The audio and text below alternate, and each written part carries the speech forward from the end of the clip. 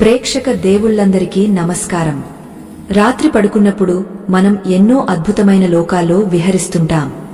ఎక్కడెక్కడికో వెళ్తాం, ఎవరెవరినో కలుస్తాం, గాలిలో తేలుతాం, మనకు తెలియని ఎన్నో వింతలను చూస్తాం. కాని తెల్లారి నిద్రలేవగానే ఆ అద్భుతాలన్నీ మంచులా కరిగిపోతాయి. కళ్ల ముందు ఏదో మెదలుతుంది, కాని గుర్తుకురాదు. చేతికి దొరికినట్టే దొరికి జారిపోయే ఇసుకలా ఆ జ్ఞాపకాలు మాయమైపోతాయి. అసలు ఎందుకు ఇలా జరుగుతుంది? మనం రోజు చూసే ఆ కలలు నిజంగానే మన మెదడు సృష్టించే భ్రమలా, లేక మన ఆత్మ ప్రయాణించే మరో ప్రపంచపు అనుభవాలా?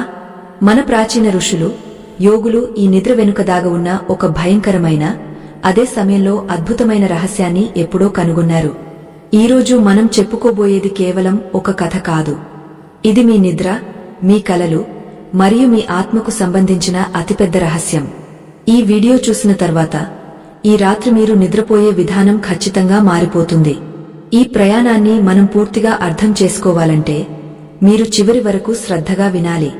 మన సనాతన ధర్మంలోని ఇటువంటి గూఢమైన రహస్యాలను, ఆత్మజ్ఞానాన్ని అందరికీ పంచాలనే మా ఈ ప్రయత్నానికి మీ మద్దతు చాలా అవసరం. ఈ వీడియో కనుక మీకు ఆసక్తిని కలిగిస్తే వెంటనే మీ అభిమానాన్ని తెలియజేయండి. మన ధార్మిక విషయాలు 10 మందికి చేరాలంటే మీ ప్రోత్సాహం మాకు కొండంత బలం. ఇక ఆలస్యం చేయకుండా ఆ మాయా ప్రపంచం వెనుక ఉన్న అసలు నిజాన్ని తెలుసుకుందాం. పూర్వం నైమిశారణ్యం అనే పవిత్రమైన అడవిలో ఒక గొప్ప గురువు ఉండేవారు. ఆయన పేరు బ్రహ్మర్షి విశ్వామిత్రుడు కాదు, కాని ఆయన జ్ఞానం అంతటిది. ఆయన ఆశ్రమానికి ఎంతో మంది శిష్యులు జ్ఞానాన్ని ఆశించి వచ్చేవారు. అందులో కౌశికుడు అనే ఒక యువ శిష్యుడు ఉండేవాడు. కౌశికుడు చాలా తెలివైనవాడు, కాని అతనికి ఒక విచిత్రమైన సమస్య ఉండేది. ప్రతిరోజు ఉదయం అతను నిద్రలేవగానే ఏదో కోల్పోయిన భావనతో బాధపడేవాడు. రాత్రి ఏదో గొప్ప విషయం తెలుసుకున్నానని, దేవుడిని లేదా పూర్వీకులను కలిశానని అతనికి అనిపించేది. కాని కళ్ళు తెరిచేసరికి అదంతా ఒక శూన్యంలా మారిపోయేది. ఆవేదనతో ఒకరోజు గురువుగారి పాదాల చెంత చేరి తన సందేహాన్ని వెలిబుచ్చాడు. గురుదేవా, మనిషి సగటు జీవితంలో దాదాపు సగభాగం నిద్రలోనే గడుపుతాడు కదా, మరి ఆ సగభాగం జీవితం మనకు ఎందుకు గుర్తుండదు? నేను రాత్రి నిద్రపోయాక ఈ శరీరం ఇక్కడే ఉంది, కాని నేను ఎక్కడికో వెళ్తున్నాను. ఆ అనుభవం చాలా స్పష్టంగా, చాలా సత్యంగా అనిపిస్తుంది. ఈ మెలకువ ప్రపంచం కన్నా ఆ కలల ప్రపంచమే నాకు ఎక్కువ వాస్తవంగా అనిపిస్తుంది. కాని ఉదయం లేవగానే ఆ జ్ఞాపకాలన్నీ ఎందుకు తుడిచిపెట్టుకుపోతున్నాయి? ఎవరో కావాలని నా జ్ఞాపకాలను దొంగలిస్తున్నట్లు అనిపిస్తుంది. అసలు నిద్రలో నా ఆత్మ ఎక్కడికి వెళ్తుంది? దయచేసి ఈ రహస్యాన్ని నాకు వివరించండి అని ప్రాధేయపడ్డాడు. గురువుగారు చిరునవ్వుతో కౌశికుడిని చూశారు.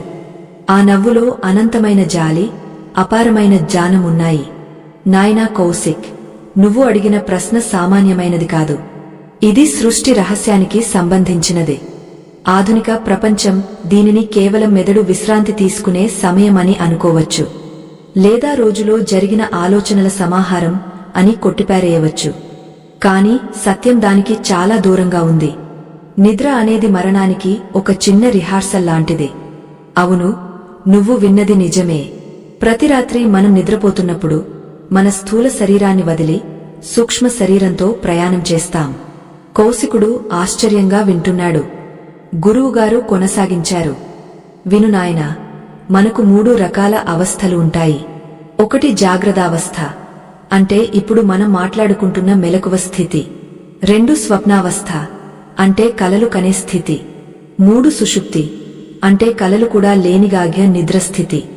ఈ మెలకువ స్థితిలో నీకు ఈ శరీరం, ఈ ప్రపంచం, ఈ బంధాలు అన్నీ గుర్తున్నాయి. కాని నిద్రలోకి జారుకోగానే నీకు నువ్వు ఎవరో, నీ పేరు ఏమిటో, నీ తల్లిదండ్రులు ఎవరో కూడా గుర్తుండదు. అక్కడ నువ్వు వేరే వ్యక్తివి. అక్కడ నీకు వేరే శరీరం ఉంటుంది. దానినే మనం సూక్ష్మ శరీరం అంటాం. మనం నిద్రలోకి జారిన వెంటనే మన ఆత్మ ఈ భౌతిక శరీరం అనే పంజరం నుండి బయటకు వచ్చి స్వేచ్ఛగా విహరిస్తుంది. అందుకే కలలో మనం ఎగురుతాం, అసాధ్యాలను సుసాధ్యం చేస్తాం. అక్కడ కాలం, సమయం, దూరం అనేవి ఉండవు. నువ్వు ఇక్కడ పడుకుని క్షణాల్లో వేల కిలోమీటర్ల దూరంలో ఉన్న ప్రదేశానికి వెళ్లగలవు. చనిపోయిన వారిని కలుసుకోగలవు. ఇది కేవలం నీ మెదడు ఆడుతున్న నాటకం కాదు. ఇది నీ ఆత్మ చేస్తున్న ప్రయాణం. అయితే ఇక్కడే అసలు చిక్కు ఉంది. ఆ ప్రయాణం అంత అద్భుతంగా ఉన్నప్పుడు దాన్ని గుర్తుంచుకోలేకపోవడం వెనుక ఒక బలమైన కారణం ఉంది. ఆ కారణం దైవనిర్మితం. కౌశికుడు ఉత్సుకతతో అడిగాడు, దైవనిర్మితమా? అంటే భగవంతుడే మనకు ఆ జ్ఞాపకాలు ఉండకూడదని కోరుకుంటున్నాడా? ఎందుకు గురుదేవా? జ్ఞానాన్ని పొందడమే కదా మనిషి లక్ష్యం. మరి ఆత్మ ప్రయాణంలో లభించే ఆ జ్ఞానాన్ని భగవంతుడు ఎందుకు దాస్తున్నాడు? ఇది అన్యాయం కదా? గురువుగారు శాంతంగా బదులిచ్చారు. లేదు నాయనా, అది అన్యాయం కాదు, అది రక్షణ. ఒకసారి ఊహించుకో, కలలో నువ్వు ఒక రాజువి. అక్కడ నీకు ఒక పెద్ద రాజ్యముంది, భార్యాపిల్లలు ఉన్నారు. అక్కడ నువ్వు ఎంతో ఆనందంగా ఉన్నావు. హఠాత్తుగా మెలకువ వచ్చింది. నువ్వు ఒక సామాన్యుడిలా ఒక చిన్న గుడిసెలో నిద్రలేచావు. అప్పుడు నీకు కలిగే బాధను నువ్వు తట్టుకోగలవా? ఆ కలల ప్రపంచం నిజమా, ఈ మెలకువ ప్రపంచం నిజమా అనే గందరగోళంలో నువ్వు పిచ్చివాడివి అయిపోతావు. రెండు లోకాల జ్ఞాపకాలు సమానంగా గుర్తుంటే మనిషి ఈ భూమి మీద తన బాధ్యతలను నిర్వర్తించలేడు. అందుకే ప్రకృతి విస్మృతి అనే ఒక తెరను మన మనస్సుపై కప్పుతుంది. అయితే కేవలం గందరగోళం నివారించడానికి మాత్రమే కాదు, దీని వెనుక ఇంకా లోతైన ఆధ్యాత్మిక కారణం ఉంది. మన కర్మలకు సంబంధించిన లెక్కలు అక్కడ ముడిపడి ఉన్నాయి.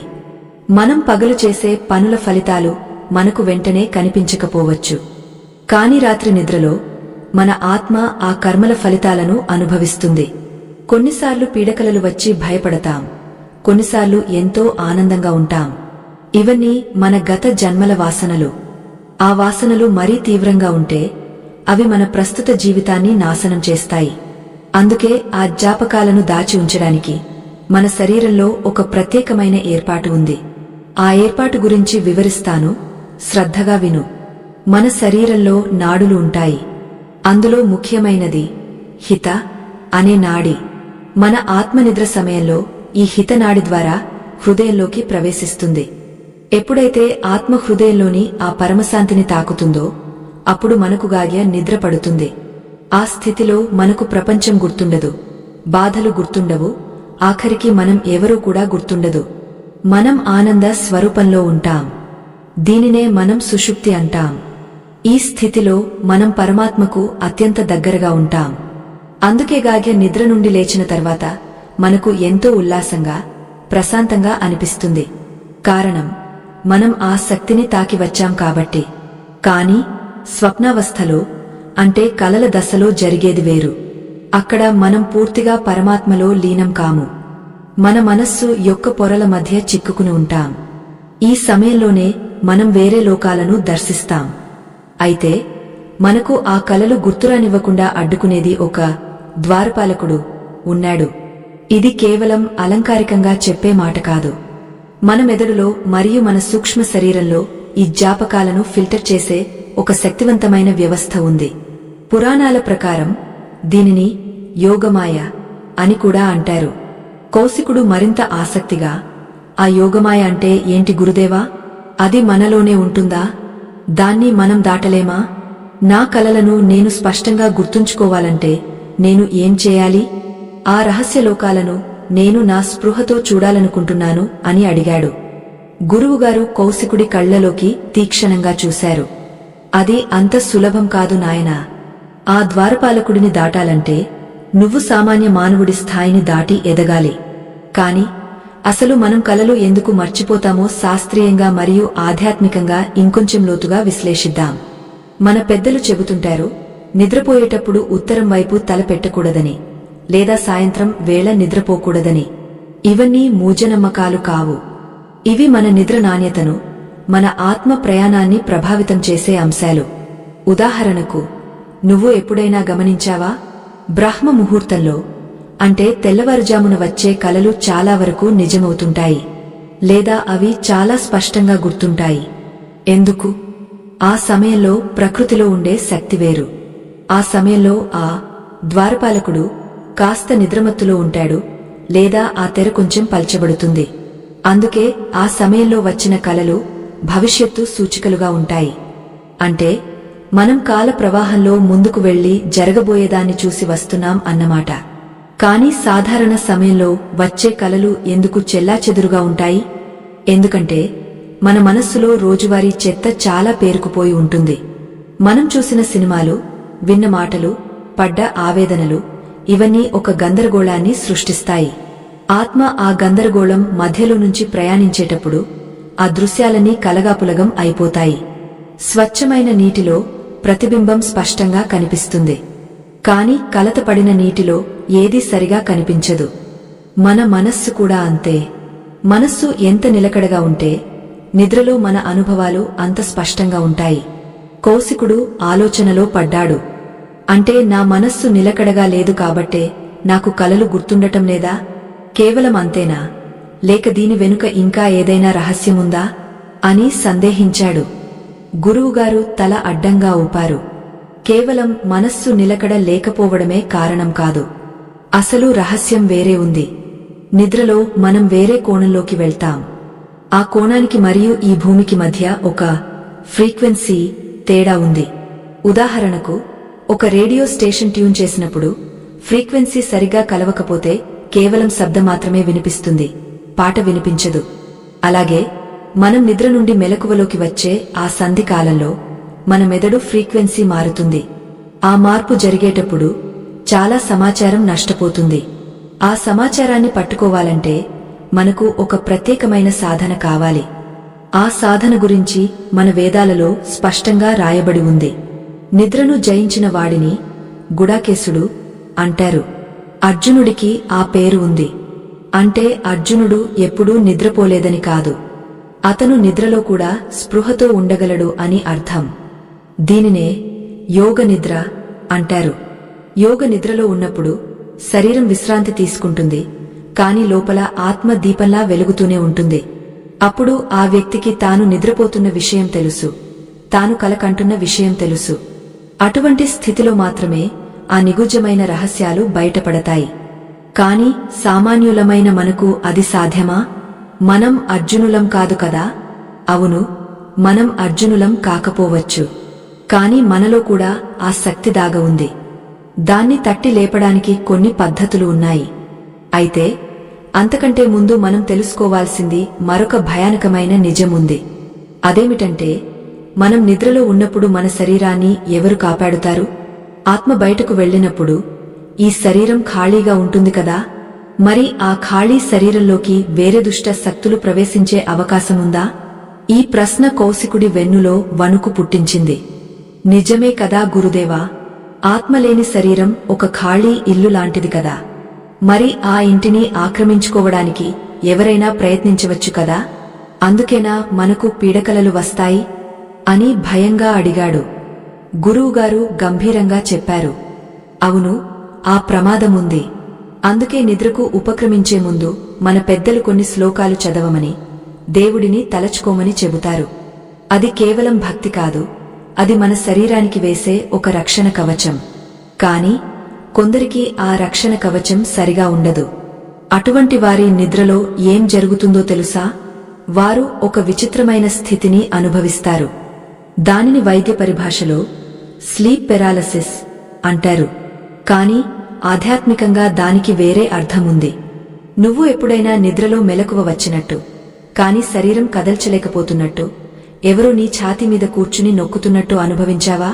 గొంతులో నుండి మాట రాదు, చేతులు కాళ్లు కదలవు, కాని కళ్ళు మాత్రం గదిని చూస్తుంటాయి.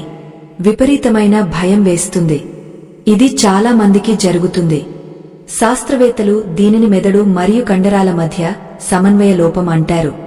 కాని మన శాస్త్రం ప్రకారం ఆ సమయంలో నువ్వు రెండు లోకాల మధ్య ఇరుక్కుపోయావు.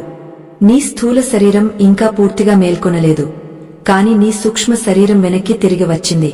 సరిగా ఆ సమయంలో, ఆ సంధ్యా సమయంలో కొన్ని అదృశ్య శక్తులు మనకు కనిపిస్తాయి. అవి మన భయాలను ఆహారంగా తీసుకుంటాయి. కౌశికుడు చెమటలు కక్కుతున్న ముఖంతో వింటున్నాడు. గురుదేవా, ఇది చాలా భయంకరంగా ఉంది. మరి దీని నుండి తప్పించుకోవడం ఎలా? అసలు మనకు వచ్చే కలలు మన పూర్వీకులు మనతో మాట్లాడే ప్రయత్నాలా, లేక భవిష్యత్తు హెచ్చరికాలా? వాటిని మనం ఎలా గుర్తించాలి? అసలు కలలో పాము కనిపిస్తే ఏమవుతుంది? నీళ్లు కనిపిస్తే ఏమవుతుంది? చనిపోయిన వారు కనిపిస్తే ఏమవుతుంది? ఇవన్నీ కేవలం మన భ్రమేనా, లేక వాటికి అర్థముందా? అన్నిటికీ అర్థముంది నాయనా. సృష్టిలో ఏదీ ఊరికే జరగదు. ప్రతి రాత్రి నీకు వచ్చే కల ఒక సందేశం. ఆ సందేశాన్ని డీకోడ్ చేయడం అంటే దాని అర్థాన్ని తెలుసుకోవడం ఒక విద్య. ఆ విద్య తెలిస్తే నీ భవిష్యత్తును నువ్వే చూసుకోగలవు. రాబోయే గండాలను ముందే పసిగట్టగలవు. కాని ఆ విద్యను నేర్చుకునే ముందు అసలు మన ఆత్మ నిద్రలో ఏ లోకాలకు వెళ్తుందో, అక్కడ ఎవరిని కలుస్తుందో వివరంగా తెలుసుకోవాలి. మన ఆత్మ ప్రయాణానికి 7 స్థాయిలు ఉంటాయి. సామాన్య మానవుడు కేవలం మొదటి 2 స్థాయిల్లోనే తిరుగుతుంటాడు. అందుకే అతనికి చెత్త కలలు వస్తాయి. కాని సాధన చేసేవాడు, పవిత్రమైన ఆలోచనలు ఉన్నవాడు పై స్థాయిలకు వెళ్తాడు. అక్కడ దేవతలు ఉంటారు, గంధర్వులు ఉంటారు, సిద్ధ పురుషులు ఉంటారు. అక్కడికి వెళ్ళినప్పుడు వచ్చే అనుభూతి వర్ణనాతీతం. ఆ అనుభూతిని పొందడానికే యోగులు హిమాలయాల్లో సంవత్సరాల తరబడి తపస్సు చేస్తారు. కాని ఆ స్థాయికి వెళ్లడానికి ఒక రహస్య మార్గముంది. ఆ మార్గం మన శ్వాసలో దాగ ఉంది. శ్వాసలోనా అని ఆశ్చర్యపోయాడు కౌశికుడు. అవును, మనం పడుకునే ముందు తీసుకునే శ్వాస మన ఆత్మ ఏ లోకానికి వెళ్లాలో నిర్ణయిస్తుంది. దీన్నే స్వరయోగం అంటారు. దీని గురించి చాలా తక్కువ మందికి మాత్రమే తెలుసు. ఈ రహస్యం తెలిస్తే నువ్వు కోరుకున్న కలను కనవచ్చు. నువ్వు వెళ్లాలనుకున్న లోకానికి వెళ్లవచ్చు. కాని ఆ రహస్యాన్ని తెలుసుకునే ముందు ఒక చిన్న పరీక్ష. ఈరోజు రాత్రి నువ్వు పడుకునే ముందు నేను చెప్పినట్టు చెయ్యి. రేపు ఉదయం నీకు నీ కల గుర్తుంటుంది. ఆ తర్వాత నీకు ఆ 7 లోకాల గురించి, ఆ స్వర యోగం గురించి వివరిస్తాను. ఇంతకీ నేను చెప్పబోయే ఆ చిన్న చిట్కా ఏమిటంటే, గురువుగారు ఏదో చెప్పబోతుండగా ఆశ్రమంలో గంట మోగింది. సాయం సంధ్య సమయం అయ్యింది. కాని కౌశికుడికి మాత్రం గురువుగారు చెప్పబోయే ఆ చిట్కా వినాలని ఆతృతగా ఉంది. గురుదేవా, దయచేసి చెప్పండి. ఈ రాత్రి నేను నా కలను గుర్తుంచుకోవాలంటే ఏం చేయాలి? ఆ రహస్యమేమిటి అని అడిగాడు. గురువుగారు చిరునవ్వు నవ్వి, కంగారు పడకు కౌశిక్, అది చాలా శక్తివంతమైన క్రియ. దానికి ఒక నియమముంది. ఆ నియమం ఏమిటంటే అంటూ గురువుగారు ఆగపోయారు. ఆయన కళ్లలో ఒక వింత మెరుపు కనిపించింది. ఆ మెరుపు వెనుక ఉన్న అర్థమేమిటి? ఆయన చెప్పబోయే ఆ రహస్య క్రియ నిజంగానే మన కలలను మన గుప్పెట్లోకి తెస్తుందా? అది తెలుసుకోవాలంటే మనం ఆశ్రమంలో మరో రోజు వేచి చూడాలి. ఎందుకంటే ఆ రహస్యం సామాన్యులకు తెలిస్తే వారు దాన్ని దుర్వినియోగం చేసే ప్రమాదముంది. అందుకే గురువుగారు ఆ సమయం కోసం వేచి చూస్తున్నారు. ఇంతకీ ఆ రోజు రాత్రి కౌశికుడు నిద్రపోయాడా? నిద్రలో అతనికి ఏం కనిపించింది? గురువుగారు చెప్పబోయే ఆ రహస్యమేమిటి? ఈ ప్రశ్నలన్నింటికీ సమాధానం తర్వాతి భాగంలో తెలుసుకుందాం. ఆశ్రమంలో సాయంకాలపు గంట మోగినప్పటికీ కౌశికుడి దృష్టి మాత్రం గురువుగారి పెదవుల మీదే ఉంది. ఆ రహస్య నియమం ఏమిటో తెలుసుకోవాలనే ఆతృత అతని కళ్లలో స్పష్టంగా కనిపిస్తోంది. గురువుగారు ప్రశాంతంగా చిరునవ్వు నవ్వి మెల్లగా చెప్పడం మొదలుపెట్టారు. నాయనా కౌశిక్, ఆ నియమం చాలా చిన్నది, కాని దాని ప్రభావం మాత్రం అనంతం. ఈ రాత్రి నువ్వు పడుకునే ముందు నీ చేతులు కాళ్లు చల్లని నీటితో శుభ్రం చేసుకో. ఆ తర్వాత పక్కమీద వెల్లకిలా పడుకోకుండా ఎడమవైపుకి తిరిగి పడుకో. దీనివల్ల నీ కుడి ముక్కు రంధ్రం ద్వారా గాలి ప్రవాహం చురుకుగా సాగుతుంది. మన యోగ శాస్త్రంలో దీనిని సూర్యనాడి అంటారు. ఎప్పుడైతే సూర్యనాడి చురుకుగా ఉంటుందో అప్పుడు మనస్సు నిద్రలోకి జారుకున్నా లోపల ఉన్న స్పృహ పూర్తిగా చనిపోదు. అది ఒక కాపలా దీపంలా వెలుగుతూనే ఉంటుంది. అంతేకాదు, నువ్వు నిద్రలోకి జారుకునే ఆ చివరి క్షణంలో నీ దృష్టిని 2 కనుబొమ్మల మధ్య ఉన్న ఆజ్ఞా చక్రం మీద కేంద్రీకరించు. వేరే ఏ ఆలోచనలు రానియకు. కేవలం నేను నిద్రపోతున్నాను, కాని నేను మేల్కొనే ఉంటాను అనే సంకల్పాన్ని బలంగా అనుకో. ఈ చిన్న మార్పుతో ఈ రాత్రి నీ ప్రయాణం ఎలా సాగుతుందో చూడు అని గురువుగారు చెప్పారు. కౌశికుడు గురువుగారి పాదాలకు నమస్కరించి ఆ రాత్రి ఎప్పుడెప్పుడు అవుతుందా అని ఎదురుచూస్తూ తన కుటీరానికి వెళ్లాడు. రాత్రి అయ్యింది. ఆకాశంలో నక్షత్రాలు మిలమిలా మెరుస్తున్నాయి. ఆశ్రమం అంతా నిశ్శబ్దంగా ఉంది. కౌశికుడు గురువుగారు చెప్పినట్టే కాళ్లు చేతులు కడుక్కుని ఎడమవైపు తిరిగ పడుకున్నాడు. తన దృష్టిని ఆజ్ఞా చక్రం మీద నిలిపాడు. మెల్లగా అతని శరీరం బరువు ఎక్కినట్టు అనిపించింది. చేతులు కాళ్ళు మొద్దుబారినట్టు అయ్యాయి. బయట ప్రపంచం తాలూకు శబ్దాలు మెల్లగా దూరమైపోతున్నాయి. సాధారణంగా అయితే ఈ సమయంలో కౌశికుడుగాఘ్య నిద్రలోకి జారిపోయేవాడు. కాని ఈరోజు ఏదో వింత జరుగుతోంది. అతని శరీరం నిద్రపోతోంది, కాని అతనికి తాను పడుకుని ఉన్నాననే స్పృహ స్పష్టంగా ఉంది. హఠాత్తుగా ఒక విచిత్రమైన శబ్దం వినిపించింది. అది హోరుగాలి శబ్దంలా ఉంది. ఏదో శక్తి అతని శరీరాన్ని లోపలి నుండి బయటకు లాగుతున్నట్టు అనిపించింది. మరుక్షణం కౌశికుడికి ఒక అద్భుతమైన దృశ్యం కనిపించింది. అతను గాలిలో తేలుతున్నాడు. కింద చూస్తే మంచమీద అతని భౌతిక శరీరం నిద్రపోతూ కనిపిస్తోంది. కౌశికుడికి ఆశ్చర్యం వేసింది. నేను అక్కడ పడుకుని ఉంటే ఇక్కడ గాలిలో తేలుతున్నది ఎవరు?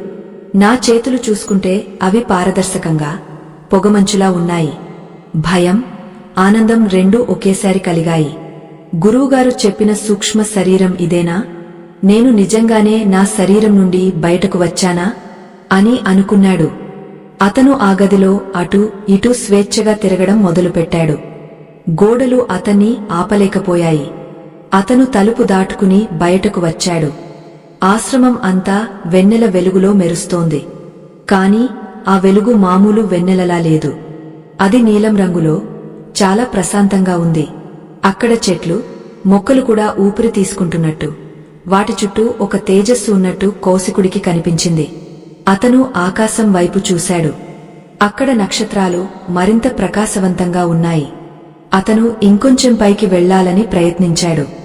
గాలిలో పక్షిలా ఎగురుతూ పైకి వెళ్తున్నాడు. కాని హఠాత్తుగా అతనికి తన పొట్ట దగ్గర ఏదో లాగుతున్నట్టు అనిపించింది. వెనక్కి తిరిగి చూస్తే తన నాభి నుండి కింద పడుకుని ఉన్న తన భౌతిక శరీరం నాభి వరకు ఒక వెండి దారం మెరుస్తూ కనిపించింది. అది చాలా సన్నగా, కాని ఎంతో దృఢంగా ఉంది. అది సాగుతూనే ఉంది. అది చూసి కౌశికుడికి గురువుగారి మాటలు గుర్తుకు వచ్చాయి. ఆత్మ ప్రయాణానికి కూడా హద్దులు ఉంటాయని ఆయన పదే పదే చెప్పేవారు. కౌశికుడు ఆ వెండి దారం సహకారంతో ఇంకాస్త ముందుకు వెళ్లాడు. అక్కడ అతనికి కొంతమంది ఆకారాలు కనిపించడం మొదలయ్యింది. వారు మనుషులలా లేరు, అలాగని దెయ్యాలలా కూడా లేరు. వారు పొగమంచుతో చేసిన బొమ్మల్లా ఉన్నారు. వారు తమలో తాము ఏదో మాట్లాడుకుంటున్నారు. కౌశికుడు వారి దగ్గరికి వెళ్లే ప్రయత్నం చేశాడు. కాని అంతలోనే ఒక భయంకరమైన నల్లటి ఆకారం ఆ దారికి అడ్డంగా నిలబడింది. దానికి ముఖం లేదు, కేవలం ఒక చీకటి ముద్దలా ఉంది. అది కౌశికుడి వైపు కోపంగా చూస్తున్నట్టు అనిపించింది.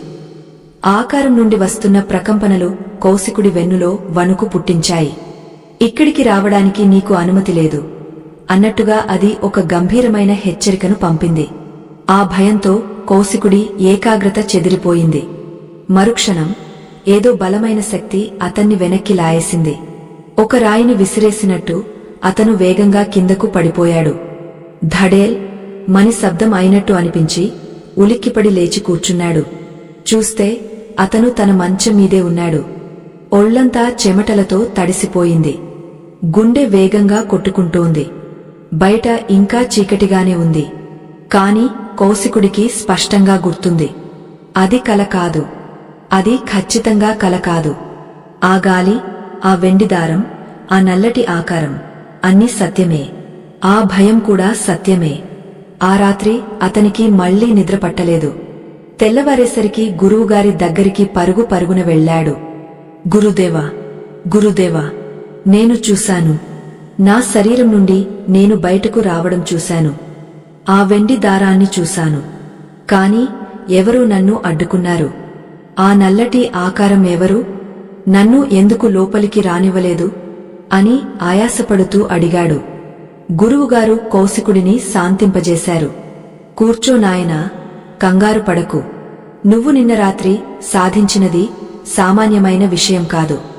చాలామంది జీవితాంతం తపస్సు చేసినా ఆ వెండి దారాన్ని చూడలేరు. దానిని మన శాస్త్రాల్లో రజత సూత్రం అంటారు. అదే జీవాత్మను మరియు దేహాన్ని కలిపి ఉంచే బంధం. మనిషి చనిపోయినప్పుడు మాత్రమే ఆ దారం తెగపోతుంది. మనం నిద్రలో ఎక్కడికి వెళ్లినా ఆ దారం మనల్ని సురక్షితంగా వెనక్కి తీసుకువస్తుంది. మరి ఆ నల్లటి ఆకారం అని కౌశికుడు ఆతృతగా అడిగాడు. అది నీ భయమే నాయనా? లేదా ఈ భౌతిక ప్రపంచాన్ని దాటి సూక్ష్మలోకాలకు వెళ్లే ద్వారం దగ్గర ఉండే కాపలాదారుడు అని కూడా అనుకోవచ్చు. వారిని ద్వారపాలకులు అంటారు. అర్హత లేని వారిని, సిద్ధపడని వారిని వారుపై లోకాలకు అనుమతించరు. ఎందుకంటే అక్కడికి వెళ్ళాక తిరిగి రాలేని ప్రమాదం కూడా ఉంది. నువ్వు ఇంకా ఆ స్థాయికి సిద్ధం కాలేదు కాబట్టి నిన్ను భయపెట్టి వెనక్కి పంపేశారు. కాని నువ్వు చూసిన ఆ ప్రదేశం కేవలం మొదటి మెట్టు మాత్రమే. దానిని భువర్లోకం అంటారు. అక్కడ మన పూర్వీకులు, పితృదేవతలు సంచరిస్తుంటారు. ఇక్కడే ఒక పెద్ద రహస్యముంది కౌశిక్, శ్రద్ధగా విను. మనం కలలు ఎందుకు మర్చిపోతామో తెలుసా? మనం ఆ సూక్ష్మలోకాల్లో అనుభవించే కాలమానం, ఈ భూమి మీద ఉండే కాలమానం వేరు వేరుగా ఉంటాయి. దీనిని అర్థం చేసుకోవడానికి నీకు ఒక పురాణగాథ చెబుతాను. పూర్వం లవణుడు అనే ఒక మహారాజు ఉండేవాడు. ఒకరోజు ఆస్థానానికి ఒక ఇంద్రజాలికుడు వచ్చాడు. అతను రాజుగారి కళ్లలోకి చూసి చేతిలోని నెమలి ఈకను ఊపాడు. రాజుగారు సింహాసనం మీద కూర్చునే నిద్రలోకి జారుకున్నారు. ఆ నిద్రలో రాజుగారికి ఒక కల వచ్చింది. ఆ కలలో ఆయన తన రాజ్యం కోల్పోయాడు, అడవుల పాలయ్యాడు, వేరే దేశానికి వెళ్లాడు. అక్కడ ఒక సామాన్య స్త్రీని పెళ్లి చేసుకున్నాడు. వారికి పిల్లలు పుట్టారు. కష్టపడి పనిచేశాడు. అలా దాదాపు 60 ఏళ్లు గడిచిపోయాయి. చివరికి ఆ కలలో కరువు వచ్చింది. తన పిల్లలు ఆకలితో చనిపోతుంటే చూడలేక తాను అగ్నిలో దూకి ఆత్మహత్య చేసుకోబోయాడు. ఆ మంటల వేడికి రాజుగారు ఉలిక్కిపడి లేచారు. చూస్తే అతను ఇంకా సింహాసనం మీదే ఉన్నాడు. ఆ ఇంద్రజాలికుడు ఇంకా అక్కడే నిలబడి ఉన్నాడు. రాజుగారు ఆశ్చర్యపోయి, నేను 60 ఏళ్లు నరకం అనుభవించాను కదా, అదంతా ఏమైంది అని అడిగాడు. అప్పుడు మంత్రులు చెప్పారు, మహారాజా, మీరు కేవలం 2 నిమిషాలు మాత్రమే కళ్ళు మూసుకున్నారు అని. చూసావా కౌశిక్, భూమి మీద 2 నిమిషాలు, కలలో 60 ఏళ్లు.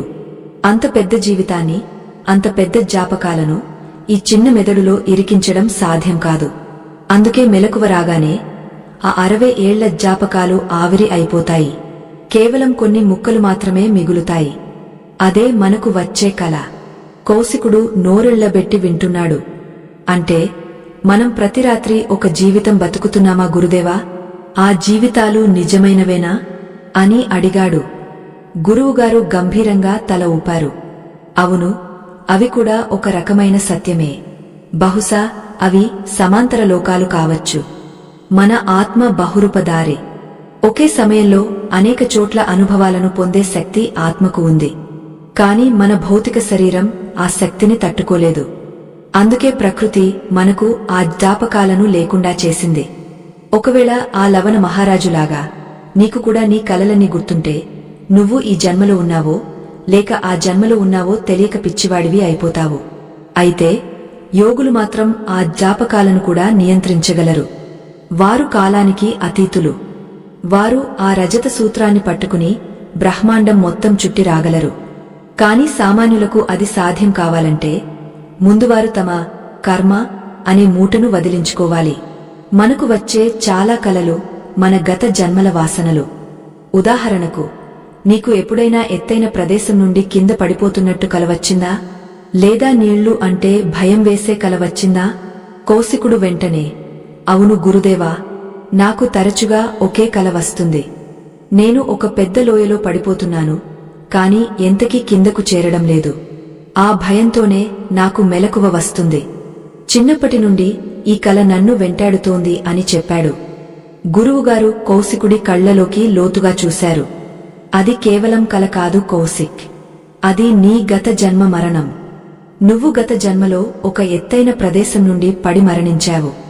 ఆ సమయంలో నీ ఆత్మ పొందిన భయం, ఆ వేదన నీ సూక్ష్మ శరీరంలో ముద్రలా ఉండిపోయింది. ప్రతి రాత్రి నీ ఆత్మ శరీరాన్ని వదిలి వెళ్లినప్పుడు ఆ పాత జ్ఞాపకాన్ని మళ్లీ తాకుతోంది.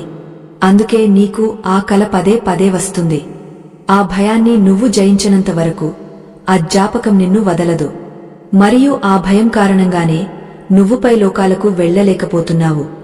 నిన్న రాత్రి నిన్ను అడ్డుకున్న ఆ నల్లటి ఆకారం మరెవరో కాదు, అది నీ గత జన్మ భయమే. కౌశికుడికి ఒళ్ళు గగుర్పొడిచింది. తనను ఇన్నాళ్లు వేధిస్తున్న సమస్యకు ఇంత పెద్ద చరిత్ర ఉందా? అయితే ఇప్పుడు నేనేం చేయాలి గురుదేవా? ఆ భయాన్ని ఎలా పోగొట్టుకోవాలి? నా గత జన్మ మరణాన్ని నేను మళ్లీ ఎదుర్కోవాలా అని భయంగా అడిగాడు. గురువుగారు దృఢంగా చెప్పారు, అవును, ఎదుర్కోవాలి. కాని ఈసారి నిద్రలో కాదు, ఎరుకతో ఎదుర్కోవాలి. దానికి ఒక పద్ధతి ఉంది. దీనిని యోగ నిద్ర ద్వారా సాధించవచ్చు. ఈ ప్రక్రియలో మన మనసును పూర్తిగా శాంతపరిచి ఆ ఉపచేతన మనస్సులోకి ప్రవేశించి అక్కడ దాగవున్న ఆ పాత ఫైల్స్ ని, ఆ పాత కర్మలని డిలీట్ చేయాలి. అప్పుడే నీ ఆత్మ స్వేచ్ఛను పొందుతుంది. అప్పుడే నీకు వచ్చే కలలు భవిష్యత్తును చూపించే దివ్యదృష్టిని ఇస్తాయి. కాని దీనికి చాలా ధైర్యం కావాలి. ఈరోజు రాత్రి మనం ఒక ప్రయోగం చేయబోతున్నాం. ఈసారి నువ్వు ఒంటరిగా వెళ్ళవు. నేను నా తపోశక్తితో నీకు రక్షణగా ఉంటాను. ఈ రాత్రి మనమా స్వప్నలోకం లోని 7 ద్వారాలను దాటి అసలైన సత్యమున్న చోటికి వెళ్తాం. అక్కడ ఆకాశిక రికార్డులు అని పిలువబడే ఒక గ్రంథాలయం ఉంటుంది. అక్కడ నీ గత జన్మల చిట్టా మొత్తం ఉంటుంది. దాన్ని చదివితే నీకు ఎందుకు కలలు గుర్తుండవు అనే ప్రశ్నకు శాశ్వత సమాధానం దొరుకుతుంది. కాని అక్కడికి వెళ్లే దారిలో మాయాలోకం అనే ఒక ప్రమాదకరమైన ప్రదేశముంది. అక్కడ అప్సరసలు, గంధర్వులు ఉంటారు. వారు నిన్ను ప్రలోభపెడతారు. ఎంతో అందమైన దృశ్యాలు చూపిస్తారు. గొంతులో అమృతం పోస్తారు. ఒకవేళ నువ్వు వారికి లొంగపోతే నీ ఆత్మ అక్కడే చిక్కుకుపోతుంది. నువ్వు ఇక ఎప్పటికీ ఈ మెలకువ ప్రపంచంలోకి రాలేవు. నీ శరీరం ఇక్కడ కోమాలో ఉండిపోతుంది. గురువుగారు చెబుతున్న ప్రతి మాటకు కౌశికుడి గుండె వేగం పెరుగుతోంది. ఒకపక్క భయం, మరోపక్క అద్భుతమైన లోకాలను చూడాలనే కోరిక. సిద్ధమేనా కౌశిక్ అని గురువుగారు అడిగారు. కౌశికుడు గొంతు తడి ఆరుతుండగా సిద్ధమే గురుదేవా అని తల ఊపాడు. ఆ రాత్రి అమావాస్య, చీకటి చిక్కగా ఉంది. గురువుగారు కౌశికుడు ఆశ్రమంలోని ఒక ప్రత్యేకమైన గుహలోకి వెళ్లారు. అక్కడ నేలమీద దర్భలతో చేసిన ఆసనాలు ఉన్నాయి. గురువుగారు కౌశికుడిని పడుకోమన్నారు. నేను నా చేతిని నీ తలమీద ఉంచినప్పుడు నీకు ఒక పెద్ద సొరంగం కనిపిస్తుంది. భయపడకుండా అందులో ప్రయాణించు. చివరలో ఒక వెలుగు కనిపిస్తుంది.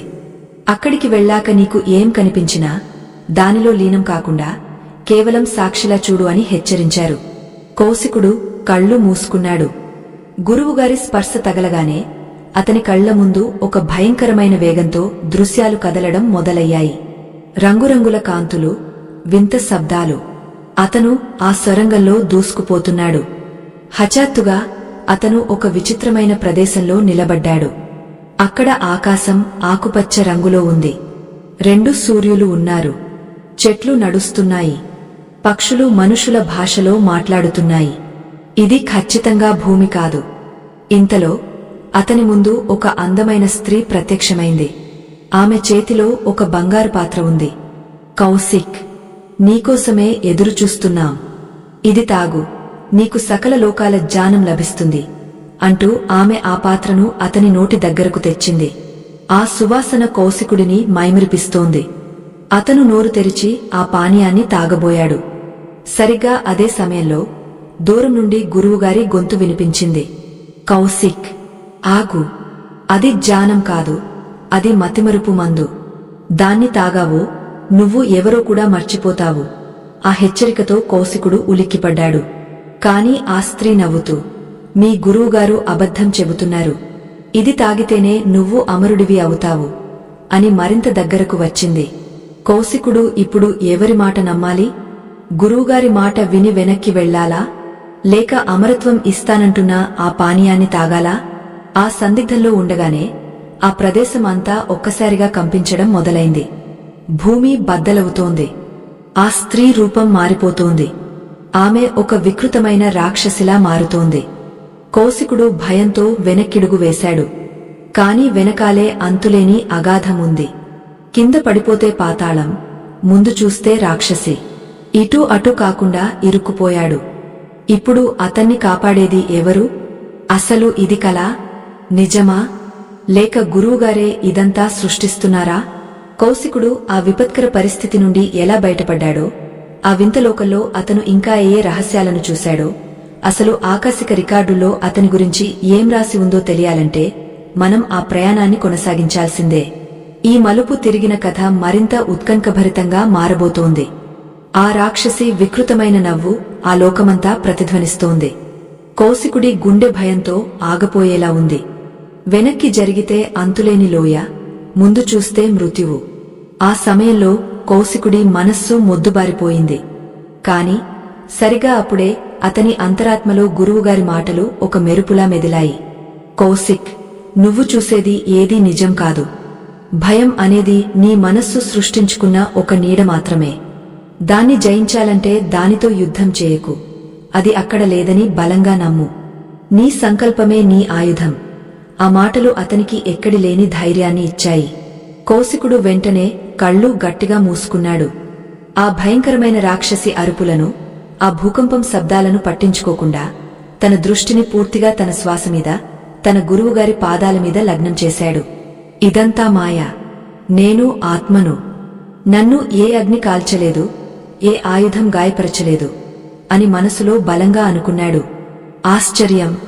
ఎప్పుడైతే కౌశికుడు ఆ భయాన్ని వదిలేశాడో మరుక్షణం ఆ వికృతమైన శబ్దాలు ఆగిపోయాయి. చుట్టూ ఉన్న వేడి తగ్గింది. ఒక చల్లని గాలి అతన్ని తాకినట్టు అనిపించింది. మెల్లగా కళ్ళు తెరిచి చూశాడు. అక్కడ రాక్షసి లేదు, ఆ భయంకరమైన లోయ లేదు, ఆకుపచ్చని ఆకాశం కూడా లేదు. అంతా మాయమైపోయింది. అతను ఇప్పుడు ఒక ప్రశాంతమైన, తెల్లని మేఘాల లాంటి ప్రదేశంలో తేలుతున్నాడు.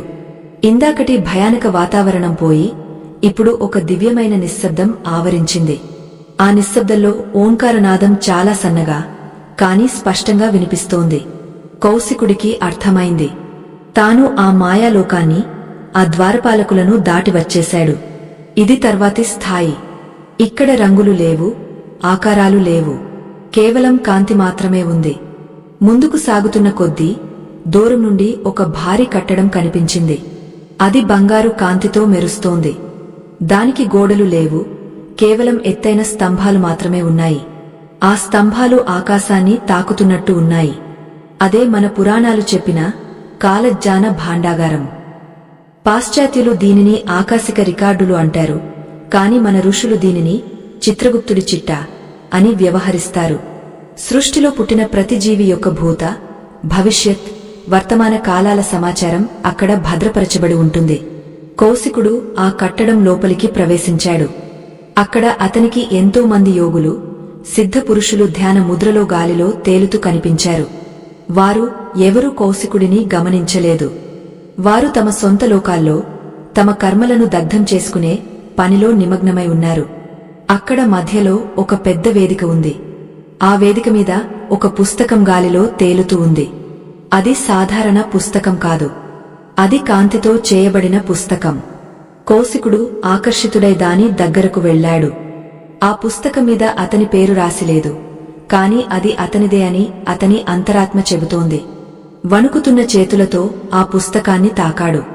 వెంటనే ఆ పుస్తకం తెరుచుకుంది. అందులో అక్షరాలు లేవు, కేవలం దృశ్యాలు ఉన్నాయి.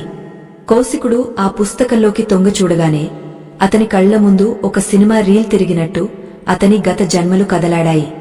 ఒక జన్మలో అతను ఒక రైతు, మరొక జన్మలో ఒక సైనికుడు. ఆ దృశ్యాలన్నీ ఎంత స్పష్టంగా ఉన్నాయంటే ఆ జన్మలో అతను పడ్డ కష్టాలు, సుఖాలు, ఆకలి, దప్పిక అన్నీ ఇప్పుడు మళ్లీ అనుభవిస్తున్నట్టు ఉంది. అప్పుడు అతనికి ఆ కీలకమైన దృశ్యం కనిపించింది. అది 3 జన్మల కిందటి మాట. ఒక పెద్ద యుద్ధం జరుగుతోంది. కౌశికుడు ఆ జన్మలో వేరే పేరుతో ఒక ఎత్తైన కోట గోడ మీద నిలబడి బాణాలు వేస్తున్నాడు. హఠాత్తుగా శత్రువు విసిరిన ఒక ఈటె అతని భుజానికి తగిలింది. పట్టు తప్పి అతను ఆ ఎత్తైన కోట గోడ మీద నుండి కింద ఉన్న లోయలోకి జారిపోయాడు. గాలిలో కిందకు పడుతున్న ఆ కొన్ని క్షణాలు అతనికి యుగాల్లా అనిపించాయి. నేను చనిపోతున్నాను, నా కుటుంబం ఏమవుతుంది, ఇంకా ఎంతో సాధించాల్సి ఉందే అనే తీవ్రమైన ఆవేదన, భయం అతని నరనరాల్లో జీర్ణించుకుపోయాయి. ఆవేదనతోనే అతని ప్రాణం పోయింది. ఆ దృశ్యం చూస్తుంటే కౌశికుడికి ఇప్పుడు కూడా చెమటలు పట్టాయి. ఇన్నాళ్లు తనకు వస్తున్న ఆ పీడకల వెనుక ఉన్న అసలు కారణం ఇదే అని అతనికి అర్థమైంది. అక్కడే అతనికి ఆ రహస్యం పూర్తిగా బోధపడింది. మనం ఎందుకు కలలను మర్చిపోతామో తెలుసా? ఒకవేళ కౌశికుడికి మెలకువ రాగానే తన గత జన్మలో ఆ కోటమీద నుండి పడిన నొప్పి, ఆ భయం యథాతథంగా గుర్తుంటే అతను ఈ జన్మలో ప్రశాంతంగా ఒక్క అడుగు కూడా వేయలేడు. మెట్లు ఎక్కాలంటే భయపడతాడు, మేడమీదకు వెళ్లాలంటే వణికిపోతాడు. అతని ప్రస్తుత జీవితం స్తంభించిపోతుంది. ప్రకృతి మనపై ఎంత దయ చూపిస్తుందో చూసావా? ఆ భయానకమైన జ్ఞాపకాలను మన మెదడు పొరల అట్టడుగున దాచిపెట్టి కేవలం వాటి ఛాయలను మాత్రమే కలల రూపంలో పంపిస్తుంది. ఆ కలల ఉద్దేశ్యం మనల్ని భయపెట్టడం కాదు. నాయనా, నీ లోపల ఇంకా ఆ పాత భయం దాగ ఉంది, దాన్ని వదిలించుకో అని హెచ్చరించడమే. కాని మనం ఆ సంకేతాన్ని అర్థం చేసుకోకుండా అది కేవలం పీడకల అని కొట్టిపారేస్తాం. కౌశికుడు ఆ పుస్తకం నుండి కళ్ళు తిప్పుకోలేకపోతున్నాడు. ఆ అనుభవం అతనికి ఒక విముక్తిని కలిగించింది. ఇన్నాళ్లు తనను వెంటాడుతున్న భయం కేవలం ఒక పాత జ్ఞాపకం మాత్రమే అని తెలుసుకున్నప్పుడు ఆ భయం తాలూకు బలం తగ్గిపోయింది. అతను ఆ పుస్తకంలోని పేజీలను ఇంకాస్త ముందుకు తిప్పాడు. ఇప్పుడు అతనికి తన ప్రస్తుత జన్మ తాలూకు పేజీలు కనిపిస్తున్నాయి. అతను పుట్టినప్పుడు ఏడ్చిన ఏడుపు, తల్లి ఒడిలో పొందిన వెచ్చదనం, గురువుగారిని మొదటిసారి కలిసిన క్షణం అన్నీ అక్కడ భద్రంగా ఉన్నాయి. కాని మనిషికి ఉండే సహజమైన కుతూహలంతో కౌశికుడు ఒక తప్పు చేశాడు. అతను వర్తమానం పేజీలను దాటి భవిష్యత్తు పేజీలను తెరవడానికి ప్రయత్నించాడు. అది సృష్టి నియమాలకు విరుద్ధం. కాని ఆ క్షణంలో అతనికి ఆ స్పృహ లేదు. రేపు ఏం జరగబోతోంది? నేను ఈ సాధనలో విజయం సాధిస్తానా అనే ఆతృత అతన్ని ఆపేసింది. అతను బలవంతంగా ఆ తర్వాతి పేజీని తెరిచాడు. అక్కడ కనిపించిన దృశ్యం అతన్ని దిగ్భ్రాంతికి గురిచేసింది. ఆ దృశ్యంలో అతను ఆశ్రమంలో నిద్రిస్తున్న తన భౌతిక శరీరం చుట్టూ కొంతమంది ఏడుస్తూ కూర్చుని ఉన్నారు. గురువుగారు విచారంగా అతని శరీరం వైపు చూస్తున్నారు. అంటే నేను చనిపోబోతున్నానా? ఈ రాత్రి నా ఆత్మ ప్రయాణం చివరి ప్రయాణమా? నేను మళ్లీ నా శరీరంలోకి వెళ్లలేనా అని కౌశికుడికి అర్థం కాని భయం పట్టుకుంది. ఆ భవిష్యత్ దృశ్యం మారుతోంది. ఆశ్రమం మొత్తం అగ్నిలో కాలిపోతున్నట్టు, ఎవరో దుర్మార్గులు ఆశ్రమం మీద దాడి చేస్తున్నట్టు కనిపిస్తోంది. ఇది ఎప్పుడు జరుగుతుంది? రేపా? లేక 10 సంవత్సరాల తర్వాత? అక్కడ సమయం రాయబడి లేదు. అదే సమయంలో ఆ గ్రంథాలయంలో ఉన్న నిశ్శబ్దం బద్దలైంది. ఎవరు అక్కడ? కాల నియమాలను ఎవరు ఉల్లంఘిస్తున్నారు అనే ఒక గంభీరమైన గొంతు ఆ లోకమంతా ప్రతిధ్వనించింది. ఆ గొంతు ఉరుములాగా ఉంది. ఆ కట్టడం కాపలాదారులు ఎత్తైన ఆకారాలతో, చేతిలో కాంతివంతమైన ఆయుధాలతో కౌశికుడి వైపు దూసుకు వస్తున్నారు. వారు కాలరక్షకులు. భవిష్యత్తును చూడటానికి మనిషికి అర్హత లేదు. ఆ రహస్యం దైవానికి మాత్రమే సొంతం. కౌశికుడు భయంతో ఆ పుస్తకాన్ని మూసేశాడు. పరిగెత్తడానికి ప్రయత్నించాడు. కాని కాళ్లు కదలడం లేదు. ఆ రక్షకులు అతని చుట్టూ వలయంలా ఏర్పడ్డారు. వారి కళ్లలో ఆగ్రహముంది. నువ్వు చూడకూడనిది చూశావు. ఇక నువ్వు ఇక్కడి నుండి వెళ్లడానికి వీల్లేదు. నీ జ్ఞాపకాలను ఇక్కడే వదిలేసి వెళ్ళాలి అని వారు హెచ్చరించారు. జ్ఞాపకాలను వదిలేయడమా? అంటే నేను చూసిన నా గత జన్మ రహస్యం, ఆశ్రమానికి జరగబోయే ప్రమాదం, ఆఖరికి నేను ఎవరో కూడా మర్చిపోవాలా? ఖాళీ పలకలా వెనక్కి వెళ్లాలా? అదే జరిగితే నేను ఈ ప్రయాణం చేసి ఏం లాభం? గురువుగారికి ఆ రాబోయే ప్రమాదం గురించి ఎలా చెప్పాలి? కౌశికుడు వారిని వేడుకున్నాడు. నన్ను క్షమించండి, తెలియక చేశాను. నన్ను వెళ్లనివ్వండి అని ప్రాధేయపడ్డాడు. కాని వారు వినలేదు. వారిలో ఒకడు కౌశికుడి నుదుటిమీద చెయ్యి పెట్టబోయాడు. ఆ స్పర్శ తగిలితే కౌశికుడి స్మృతి మొత్తం తుడిచిపెట్టుకుపోతుంది. అతను మళ్లీ ఒక సామాన్య మానవుడిలా, ఏమీ తెలియని అమాయకుడిలా నిద్రలేస్తాడు. నిద్రలేచాక ఏదో వింత కల వచ్చింది, కాని గుర్తులేదు అని అనుకుంటాడు. మనం రోజూ అనుకునే మాట ఇదే కదా? అంటే ప్రతి రాత్రి మనం కూడా ఇలాంటి అద్భుతాలు చూసి ఆ కాల రక్షకుల చేతిలో చిక్కి మన జ్ఞాపకాలను పోగొట్టుకుంటున్నామా? సరిగ్గా ఆ రక్షకుడి చేయి కౌశికుడిని తాకేలోపే కౌశికుడి నాభి నుండి ఉన్న ఆ వెండి దారం విపరీతంగా కంపించడం మొదలుపెట్టింది. భూమి మీద ఆశ్రమంలో గురువుగారు ఏదో ప్రమాదాన్ని పసిగట్టారు. ఆయన కౌశికుడి భౌతిక శరీరం దగ్గర కూర్చుని గట్టిగా మంత్రారణ చేస్తున్నారు. ఆ మంత్రశక్తి ఆ వెండి దారం గుండా ప్రవహించి కౌశికుడి సూక్ష్మ శరీరానికి చేరింది. ఒక్కసారిగా కౌశికుడి శరీరం నుండి ఒక గొప్ప కాంతి పుట్టుకొచ్చింది. ఆ కాంతి తీవ్రతకు ఆ కాల రక్షకులు కొంచెం వెనక్కి తగ్గారు. ఇదే అదనుగా భావించిన కౌశికుడు ఆ కాంతి సహాయంతో అక్కడి నుండి వేగంగా వెనక్కి ప్రయాణించడం మొదలుపెట్టాడు. కాని ప్రయాణం అంత సులభం కాదు. అతను వెళ్లే వేగానికి ఆ లోకాలు గిర్రున తిరుగుతున్నాయి. అతను మళ్లీ ఆ మాయాలోకం గుండా వెళ్ళాలి. ఇందాకటి రాక్షసి మళ్లీ పొంచి ఉందేమో. అంతేకాదు, గురువుగారు పంపిన శక్తి వేగంగా తగ్గపోతోంది. సూర్యోదయానికి ఇంకా కొద్ది సమయమే ఉంది.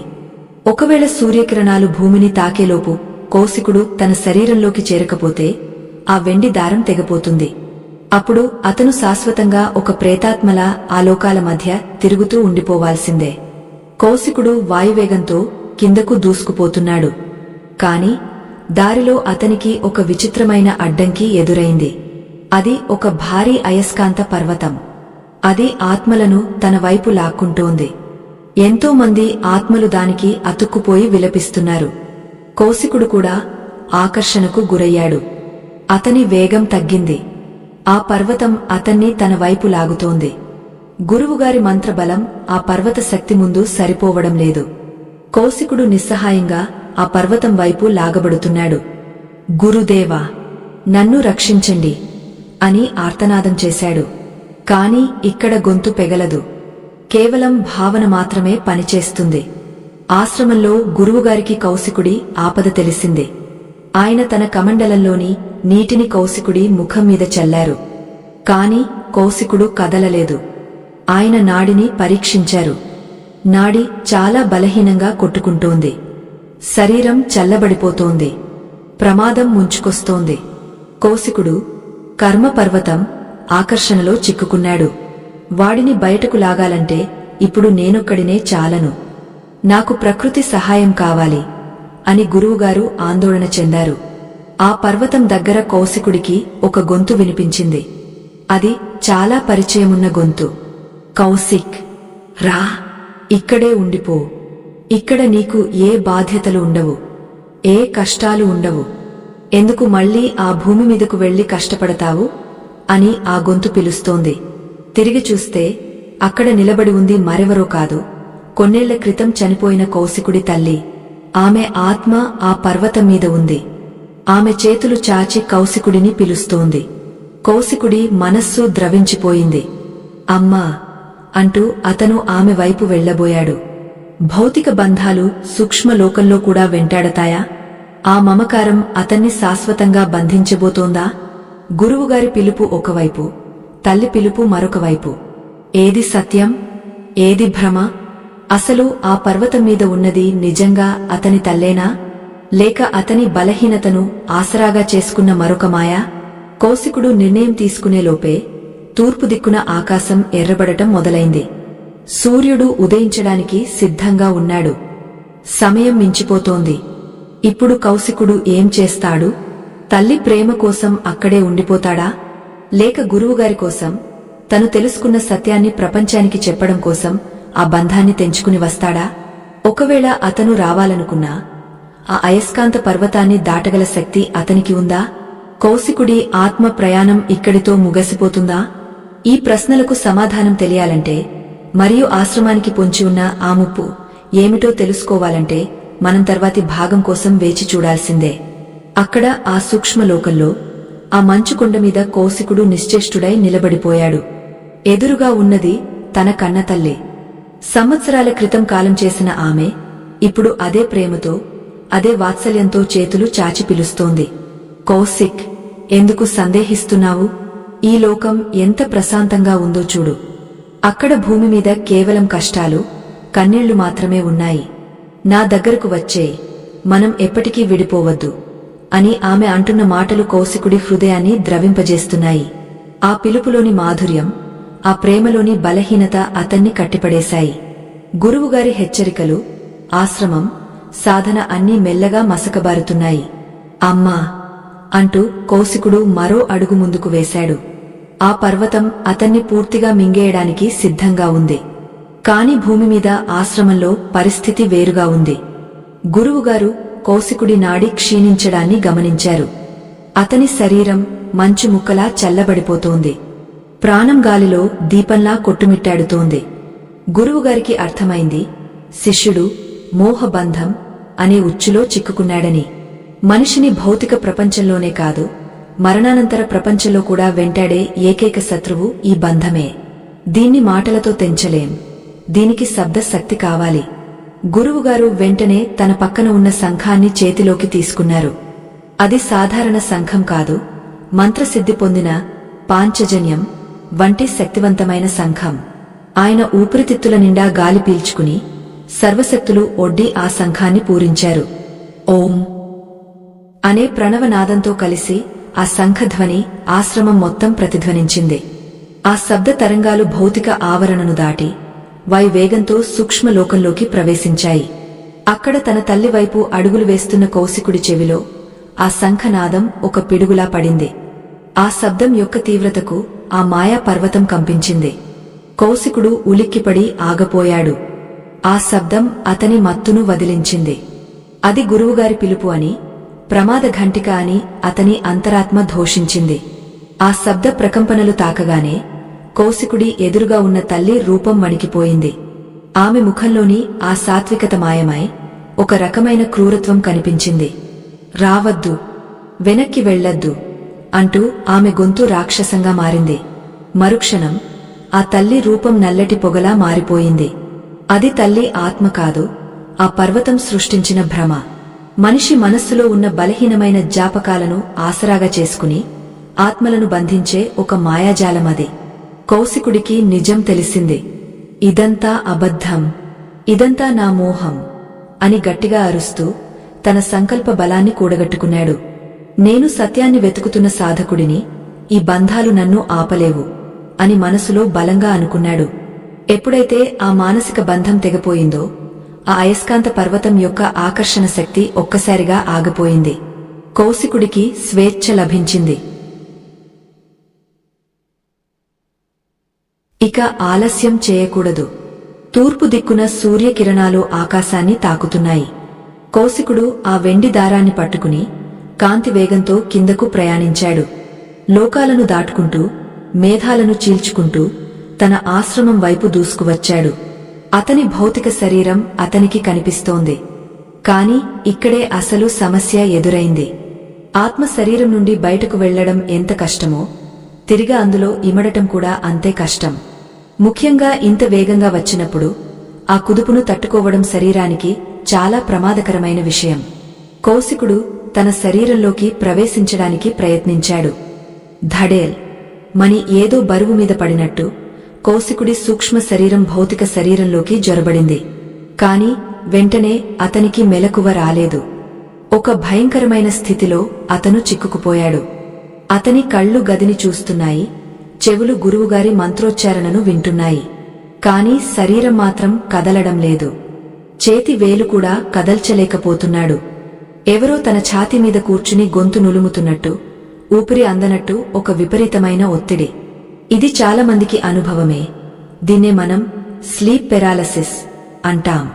కాని ఆధ్యాత్మికంగా దీని అర్థమేమిటంటే, సూక్ష్మ శరీరం తిరిగి వచ్చింది కాని అది భౌతిక శరీరంలోని నాడులతో ఇంకా పూర్తిగా అనుసంధానం కాలేదు. ఆ రెండిటి మధ్య చిన్న గ్యాప్ ఉంది. ఆ గ్యాప్లో ప్రాణం గలగలలాడుతోంది.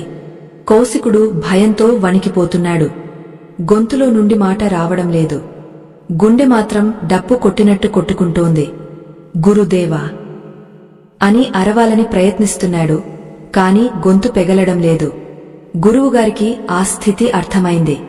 ఆయన వెంటనే తన చేతిలోని నీటిని కౌశికుడి ముఖం మీద చల్లి కుడి చెవిలో ఉత్తిష్ట ఉత్తిష్ట, లెమ్ము లెమ్ము అని గట్టిగా మంత్రించారు. ఆ నీటి స్పర్శ, ఆ మంత్రం యొక్క శక్తి ఆ రెండు శరీరాల మధ్య ఉన్న అడ్డంకిని తొలగించాయి. కౌశికుడు ఒక్కసారిగా హమ్మయ్య అంటూ పెద్దగా ఊపిరి పీల్చుకుని లేచి కూర్చున్నాడు. అతని శరీరం మొత్తం చెమటతో తడిసిపోయింది. ఏదో యుగాల పాటు ప్రయాణం చేసి వచ్చిన అలసట అతన్ని ఆవరించింది. అతను తన చేతులను, కాళ్లను చూసుకున్నాడు. అవి నిజంగానే ఉన్నాయా అని తడిమి చూసుకున్నాడు. ఆ గోడలు, ఆ నేల, ఆ గాలి అన్నీ సుపరిచితంగానే ఉన్నాయి. కాని కౌశికుడి దృష్టి మాత్రం మారింది. ఇప్పుడు అతనికి ఈ ప్రపంచం ఒక చిన్న ఇల్లులాగా, నిన్న రాత్రి చూసిన లోకాలు అనంతమైన సాగరంలాగా అనిపిస్తున్నాయి. గురువుగారు పక్కనే కూర్చుని కౌశికుడి వైపు ప్రశాంతంగా కాని ఆందోళనగా చూస్తున్నారు. వచ్చావా నాయనా? సూర్యుడు వచ్చేలోపు రాగలవని నాకు నమ్మకముంది. కాని ఆ తల్లి ఆకర్షణను నువ్వు జయిస్తావో లేదో అని చిన్న భయం వేసింది. చివరి క్షణంలో నిన్ను కాపాడింది నీ పూర్వజన్మ సుకృతమే అని అన్నారు. కౌశికుడు గురువుగారి పాదాలమీద పడిపోయాడు. క్షమించండి గురుదేవా, నేను మీ మాట జవదాటాను. భవిష్యత్తును చూడాలనే దురాశతో ఆ పుస్తకాన్ని తెరిచాను. అక్కడ కాల రక్షకులు నన్ను తరిమారు. ఆ తర్వాత అమ్మ కనిపించింది. అదంతా మాయ అని నాకు తెలియలేదు. కాని గురుదేవా, నాకు అన్నీ గుర్తున్నాయి. ప్రతి ఒక్కటి గుర్తుంది. ఆ రంగులు, ఆ రాక్షసి, ఆ పుస్తకం, ఆ పర్వతం ఏదీ మర్చిపోలేదు. నా జ్ఞాపకాలు ఎక్కడా పోలేదు అని ఆశ్చర్యంగా, ఆనందంగా చెప్పాడు. గురువుగారు చిరునవ్వు నవ్వి, అవును కౌశిక్, నీకు గుర్తుంటుంది. ఎందుకంటే ఈసారి నువ్వు నిద్రలో అచేతనంగా వెళ్లలేదు. నువ్వు ఎరుకతో వెళ్లావు. ఎప్పుడైతే మనిషి నిద్రను జయిస్తాడో అప్పుడు మతిమరుపు అనే పొర తొలగిపోతుంది. ఇప్పుడు నువ్వు 2 లోకాల పౌరుడివి. కాని నువ్వు ఆ పుస్తకంలో చూసింది ఏమిటి? నిన్ను అంతలా భయపెట్టిన ఆ భవిష్యత్తు ఏంటి? అది చెప్పు అని అడిగారు. కౌశికుడు గంభీరంగా మారాడు. అతని కళ్లలో భయం మళ్లీ మెదిలింది. గురుదేవా, నేను ఆశ్రమాన్ని చూశాను. కాని అది ఇలా ప్రశాంతంగా లేదు. మంటల్లో కాలిపోతోంది. ఎవరో నల్లటి దుస్తులు ధరించినవారు మన ఆశ్రమం మీద దాడి చేస్తున్నారు. శిష్యులందరూ హాహాకారాలు చేస్తున్నారు. మీరు నిస్సహాయంగా వారిని ఆపే ప్రయత్నం చేస్తున్నారు. ఆ దృశ్యం చాలా స్పష్టంగా ఉంది. అది ఖచ్చితంగా జరగబోతోంది అని చెప్పాడు. ఆ మాటలు వినగానే గురువుగారి ముఖంలో రంగులు మారాయి. ఆయన లేచి నిలబడి ఆకాశం వైపు చూశారు. ఆయన కళ్లలో ఏదో తెలియని ఆవేదన, అంతకంటే ఎక్కువ ఆలోచన కనిపించాయి. అనుకున్నదే జరిగింది. కౌశిక్, నువ్వు ఆకాశిక రికార్డులను తెరవడం వల్ల ఒక పెద్ద పొరపాటు జరిగింది. ఆ గ్రంథాలయం ఒక రహస్య కోట లాంటిది. దాన్ని ఎవరైనా తాకగానే విశ్వంలో ఉన్న కొన్ని దుష్ట శక్తులకు సంకేతం వెళ్తుంది. నువ్వు ఆ పుస్తకాన్ని తెరవగానే నీ శక్తి తరంగాలు ఆ దుష్ట శక్తులను నిద్రలేపాయి. వారు ఇప్పుడు మన ఆశ్రమం ఎక్కడుందో పసిగట్టారు. నువ్వు చూసిన ఆ మంటలు, ఆ దాడి, అది వారి ప్రతీకారమే. కౌశికుడి గుండె ఆగపోయినంత పనైంది. అంటే నా వల్ల ఆశ్రమానికి ఇంత పెద్ద ప్రమాదం వచ్చిందా? నేనే శత్రువులకు దారి చూపించానా? ఇప్పుడు ఏం చేయాలి గురుదేవా? ఆ ప్రమాదాన్ని ఆపలేమా అని ఏడుస్తూ అడిగాడు. గురువుగారు కౌశికుడి భుజం మీద చెయ్యి వేసి, ఏది జరగాలో అది జరుగుతుంది నాయనా. దాన్ని మనం ఆపలేకపోవచ్చు, కాని ఎదుర్కోవచ్చు. ఆ శత్రువులు సామాన్యులు కాదు. వారిని అసుర మాంత్రికులు అంటారు. వారు భౌతిక ఆయుధాలతో యుద్ధం చేయరు. వారు మన నిద్రనే ఆయుధంగా చేసుకుంటారు. వారు ఈ రాత్రే దాడి చేస్తారు. కాని ఆ దాడి ఈ నేలమీద జరగదు. అది మన శిష్యులందరి కలల్లో జరుగుతుంది. దాన్ని స్వప్న యుద్ధం అంటారు. ఒకేసారి అందరినీ పీడకలల్లో బంధించి వారి ప్రాణశక్తిని పీల్చేస్తారు. తెల్లారేసరికి ఆశ్రమంలో అందరూ పిచ్చివాళ్లుగానో లేదా సవాలుగానో మిగులుతారు. ఇది వారి పద్ధతి. కౌశికుడు వణికిపోయాడు. కలలో యుద్ధమా? అది ఎలా సాధ్యం? మనం వారిని ఎలా ఎదుర్కోవాలి? సాధ్యమే. మనం ఈ రోజంతా శిష్యులందరికీ స్వప్న రక్షణ విద్యను నేర్పించాలి. ఈ రాత్రి ఎవరూ మామూలుగా నిద్రపోకూడదు. అందరూ ఒకే సామూహిక కలలోకి ప్రవేశించాలి. మనమందరం కలిసి ఒక రక్షణ వలయాన్ని కలలోనే నిర్మించుకోవాలి. అప్పుడు నువ్వు సేనాధిపతిగా ఉండి వారిని నడిపించాలి. ఎందుకంటే ఆ లోకాల దారులు నీకు ఇప్పుడు బాగా తెలుసు. కౌశికుడికి ఒక పక్క భయం, మరో పక్క బాధ్యత గుర్తుకు వచ్చింది. కాని గురువుగారు హఠాత్తుగా కౌశికుడి వైపు తీక్షణంగా చూశారు. ఆయన దృష్టి కౌశికుడి పాదాల దగ్గర ఉంది. అక్కడ ఉదయిస్తున్న సూర్యుడి వెలుగు పడుతోంది. గురువుగారి కళ్లలో అనుమానం బలపడింది. కౌశిక్, ఒక్కసారి నీ పాదాల వైపు చూసుకో అని గంభీరంగా అన్నారు. కౌశికుడు కిందకు చూశాడు. అక్కడ అతని కాళ్ల నీడ నేలమీద పడి ఉంది. కాని ఆ నీడలో ఏదో తేడా ఉంది. సాధారణంగా మనిషి నీడ ఆ మనిషి ఆకారాన్ని పోలి ఉంటుంది. కాని కౌశికుడి నీడ మాత్రం విచిత్రంగా వంకరలు తిరిగి ఉంది. అది కౌశికుడి కదలికలను అనుసరించడం లేదు. కౌశికుడు చెయ్యి కదిపినా ఆ నీడ చెయ్యి కదల్చడం లేదు. అంతేకాదు, ఆ నీడ తల భాగంలో 2 కొమ్ముల వంటి ఆకారాలు కనిపిస్తున్నాయి. అది చూసి కౌశికుడు భయంతో వెనక్కి తగ్గాడు. కాని ఆ నీడ మాత్రం అలాగే స్థిరంగా ఒక రాక్షసుడి నీడలా అక్కడే ఉంది. గురుదేవా, ఏంటిది? నా నీడకు ఏమైంది? అది నా మాట ఎందుకు వినడం లేదు అని అరిచాడు. గురువుగారు ఆందోళనగా, ప్రమాదం మనం అనుకున్నదానికంటే ముందే వచ్చింది కౌశిక్. నువ్వు ఆ లోకాల నుండి తిరిగి వచ్చినప్పుడు నువ్వు ఒక్కడివే రాలేదు.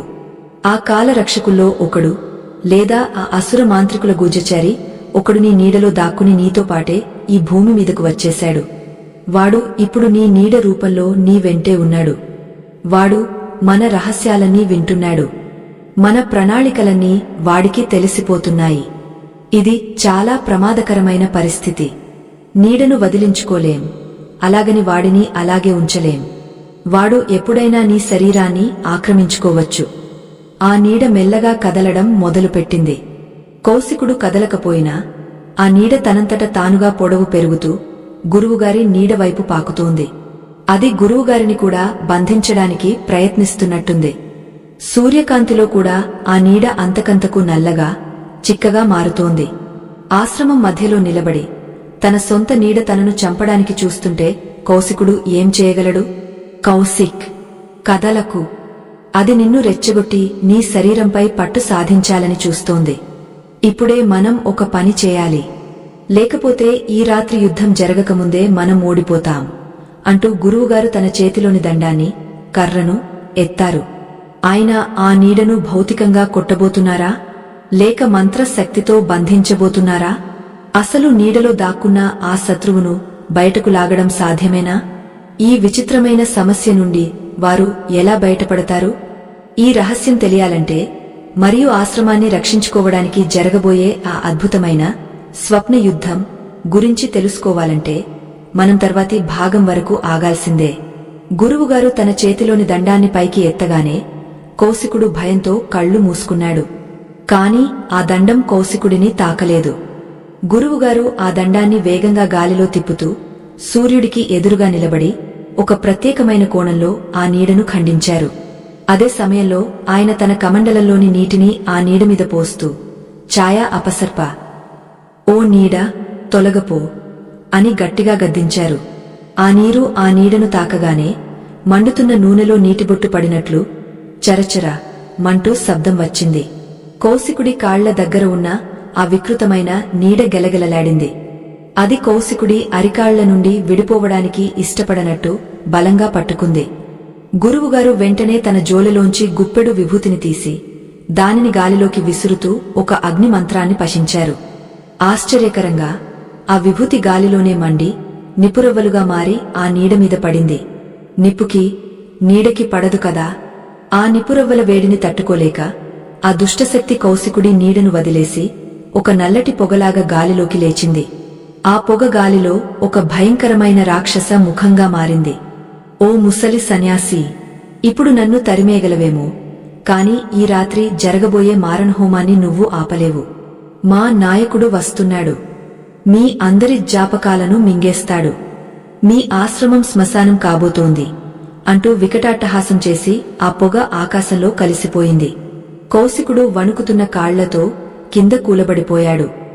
గురుదేవా, అది నిజంగానే వెళ్లిపోయిందా, లేక ఇంకా నా చుట్టూనే ఉందా అని భయంగా అడిగాడు.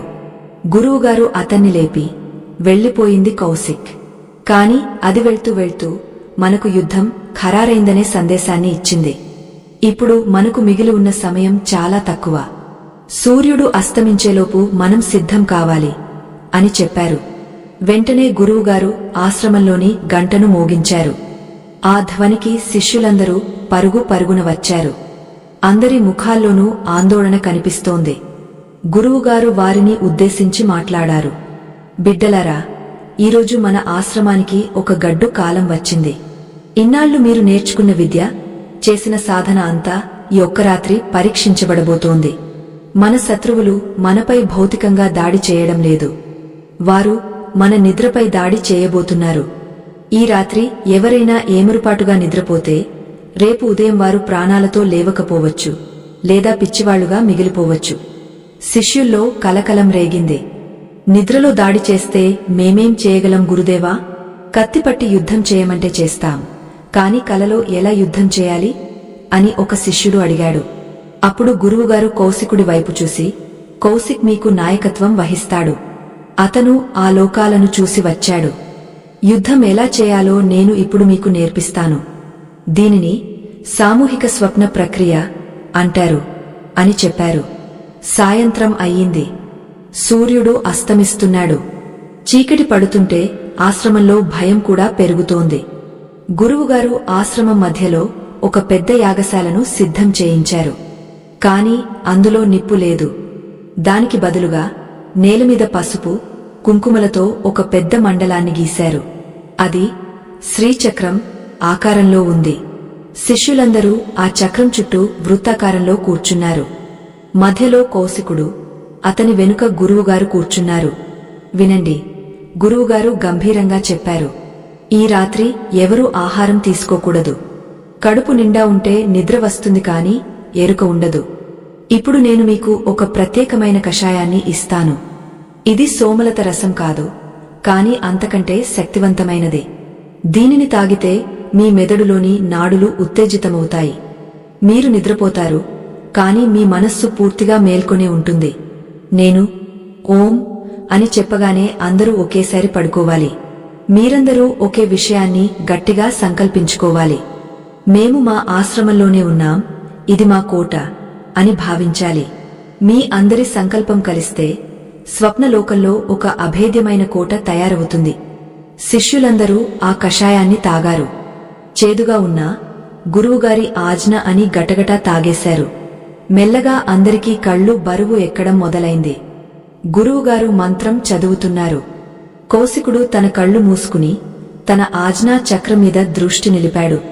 మేము కలుస్తున్నాం, అందరి మనస్సులు ఒక్కటి అవుతున్నాయి అని బలంగా అనుకున్నాడు. ఒక విచిత్రమైన అయస్కాంత శక్తి వారిని లాగుతున్నట్టు అనిపించింది. ఒకరి తర్వాత ఒకరు నేలమీద ఒరిగిపోయారు. గాయ నిద్రలోకి జారుకున్నారు. ఆశ్రమం నిశ్శబ్దంగా మారింది. భౌతికంగా చూస్తే అక్కడ కేవలం నిద్రపోతున్న మనుషులు మాత్రమే ఉన్నారు. కాని స్వప్నలోకంలో దృశ్యం వేరుగా ఉంది. కౌశికుడు కళ్ళు తెరిచాడు. అతను ఆశ్రమంలోనే ఉన్నాడు. కాని ఆ ఆశ్రమం ఇప్పుడు మట్టితో కట్టినట్టు లేదు. అది స్వచ్ఛమైన స్ఫటికంతో కట్టినట్టు మెరుస్తోంది. గోడల నుండి కాంతి వస్తోంది. చుట్టూ ఉన్న చెట్లు బంగారు వర్ణంలో ఉన్నాయి. ఆకాశం సాధారణ నలుపు రంగులో కాకుండా ఒక వింతైన ఊదా రంగులో ఉంది. కౌశికుడు పక్కన చూశాడు. మిగిలిన శిష్యులందరూ కూడా అక్కడ నిలబడి ఉన్నారు. వారి శరీరాలు కాంతితో తయారైనట్టు ఉన్నాయి. అందరూ ఆశ్చర్యంగా తమ చేతులను చూసుకుంటున్నారు. మనం ఎక్కడున్నాం? ఇది కల లేక నిజమా అని ఒకరినొకరు అడుగుతున్నారు. ఇది మన సామూహిక కల, కౌశికుడు గట్టిగా అరిచాడు. అతని గొంతు ఆ లోకంలో ఉరుములా వినిపించింది. గురువుగారు చెప్పినట్టు మనం ఒకే లోకంలోకి వచ్చాం. జాగ్రత్తగా ఉండండి. ఇక్కడ మన ఆలోచనే మన ఆయుధం. మీ చేతిలో కత్తి కావాలని బలంగా కోరుకోండి, అది ప్రత్యక్షమవుతుంది. మీకు భయం వేస్తే ఆ భయమే రాక్షసుడిగా మారి మిమ్మల్ని చంపుతుంది. కాబట్టి ధైర్యాన్ని వదలకండి. అందరూ కౌశికుడు చెప్పినట్టు చేశారు. వారు కోరుకోగానే వారి చేతుల్లోకి దివ్యమైన ఆయుధాలు వచ్చాయి. కొందరి చేతిలో ధనుస్సులు, కొందరి చేతిలో గదలు, కొందరి చేతిలో త్రిశూలాలు వచ్చాయి. ఇదంతా వారి మానసిక శక్తికి నిదర్శనం. వారు ఆ స్ఫటిక ఆశ్రమం చుట్టూ రక్షణ వలయంగా నిలబడ్డారు. అంతలో ఆ ఊదా రంగు ఆకాశం మారడం మొదలైంది. దూరం నుండి నల్లటి మేఘాలు వేగంగా దూసుకువస్తున్నాయి. ఆ మేఘాల మధ్య నుండి ఎరుపు రంగు కళ్ళు మెరుస్తున్నాయి. వింతైన శబ్దాలు, ఏడుపులు, అరుపులు వినిపిస్తున్నాయి. గాలి వేగం పెరిగింది. ఆ గాలిలో కుళ్ళిన మాంసం వాసన వస్తోంది. శత్రువులు వస్తున్నారు. సిద్ధం! కౌశికుడు హెచ్చరించాడు. ఆ నల్లటి మేఘాల నుండి వేల సంఖ్యలో ఆకారాలు కిందకు దిగాయి. అవి మనుష్యులు కాదు, వికృతమైన జంతువులు. సగభాగం పాము, సగభాగం మనిషిలా ఉన్న రాక్షసులు, కేవలం అస్థిపంజరాలా ఉన్న ప్రేతాలు. అవన్నీ అసుర మాంత్రికులు సృష్టించిన భ్రమలు. వాటి ఉద్దేశ్యం ఒక్కటే, శిష్యులను భయపెట్టడం. స్వప్నలోకంలో భయపడితే ఆత్మ బలం తగ్గిపోతుంది. అప్పుడు వారు సులభంగా ఆత్మను బంధించగలరు. యుద్ధం మొదలైంది. రాక్షసులు ఆశ్రమం మీద పడ్డారు. శిష్యులు తమ ఆయుధాలతో పోరాడుతున్నారు.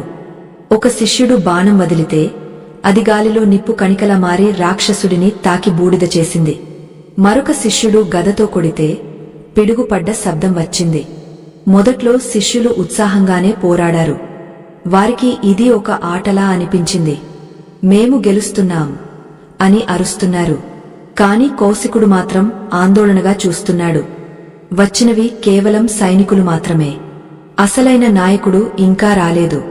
ఈ రాక్షసులు కేవలం మన శక్తిని వృధా చేయడానికి పంపిన ఎరలు మాత్రమే. సరిగ్గా కౌశికుడు అనుకున్నట్టే జరిగింది. రాక్షసులు చనిపోతున్నా వారి స్థానంలో కొత్తవి పుట్టుకొస్తూనే ఉన్నాయి. అవి చావడం లేదు, కేవలం రూపం మార్చుకుంటున్నాయి. శిష్యులు అలసిపోతున్నారు. మానసిక శక్తికి కూడా పరిమితి ఉంటుంది. వారి ఏకాగ్రత దెబ్బతింటోంది. హఠాత్తుగా యుద్ధభూమి అంతా నిశ్శబ్దమైపోయింది. పోరాడుతున్న రాక్షసులు మాయమైపోయారు. ఆకాశం నుండి ఒక పెద్ద నల్లటి రథం కిందకు దిగింది. ఆ రథానికి గుర్రాలు లేవు, 4 పెద్ద గద్దలు కట్టి ఉన్నాయి. ఆ రథం మీద ఒక ఆజానుబాహుడైన వ్యక్తి నిలబడి ఉన్నాడు. అతను నల్లటి వస్త్రాలు ధరించాడు.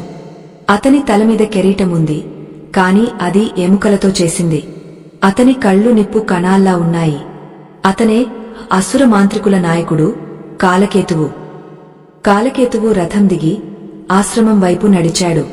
అతని అడుగుపడిన ప్రతిచోట ఆ స్ఫటిక నేల నల్లబడిపోతోంది. అక్కడ ఉన్న పవిత్రత నాశనమైపోతోంది. అతను కౌశికుడి వైపు చూసి నవ్వాడు. ఆ నవ్వులో విషముంది. పిల్లాడా, నువ్వా సేనాధిపతివి? ఆ ముసలివాడు దాక్కుని నిన్ను బలి ఇవ్వడానికి పంపాడా అని ఎగతాళి చేశాడు. కౌశికుడు ధైర్యం తెచ్చుకుని, మా గురువుగారి గురించి మాట్లాడే అర్హత నీకు లేదు. నువ్వు మా ఆశ్రమంలోకి అడుగుపెట్టలేవు. ఇది మా సంకల్ప కోట అని హెచ్చరించాడు. కాలకేతువు గట్టిగా నవ్వాడు. సంకల్పమా? మీ సంకల్పం ఎంత బలహీనమో చూపిస్తాను అంటూ తన చేతిని గాలిలో ఊపాడు. వెంటనే అక్కడ దృశ్యం మారిపోయింది.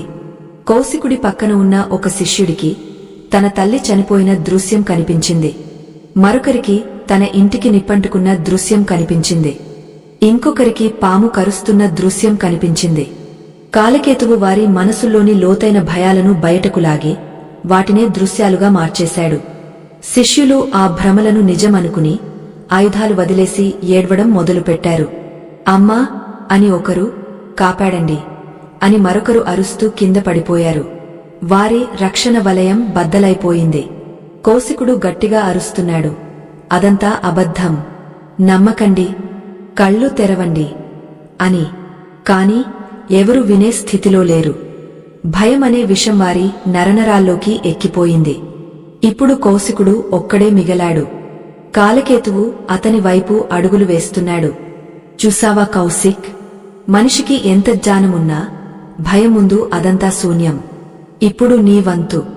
నీకు కూడా ఒక భయముంది కదా, ఆ కోట గోడ, ఆ లోయ, ఆ పతనం అంటూ కాలకేతువు కౌశికుడి వైపు వేలు చూపించాడు.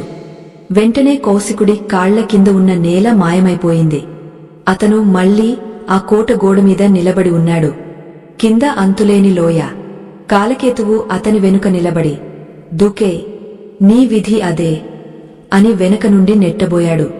కౌశికుడికి ఊపిరి ఆడటం లేదు. ఇది గత జన్మ జ్ఞాపకమా, లేక ఇప్పుడు జరుగుతున్నదా? ఆ భయం అతన్ని స్తంభింపజేసింది. అతను కదలలేకపోతున్నాడు. అతను పడిపోవడానికి సిద్ధంగా ఉన్నాడు. కాని సరిగా ఆ సమయంలో ఆకాశం నుండి ఒక దివ్యమైన శంఖ నాదం వినిపించింది. అది భౌతిక ప్రపంచంలో గురువుగారు ఊదుతున్న శంఖం. ఆ శబ్దం వినగానే కౌశికుడికి ఒక మెరుపు లాంటి ఆలోచన వచ్చింది. నేను ఇప్పుడు శరీరంలో లేను. నేను ఆత్మను. ఆత్మకు పతనముండదు. ఆత్మను గాలి ఎండగట్టలేదు, నీరు తడపలేదు అని భగవద్గీతలోని శ్లోకం గుర్తుకు వచ్చింది. వెంటనే కౌశికుడు వెనక్కి తిరిగి కాలకేతువు కళ్లలోకి చూశాడు. నువ్వు నన్ను తోసేయగలవేమో, కాని నా ఆత్మను చంపలేవు.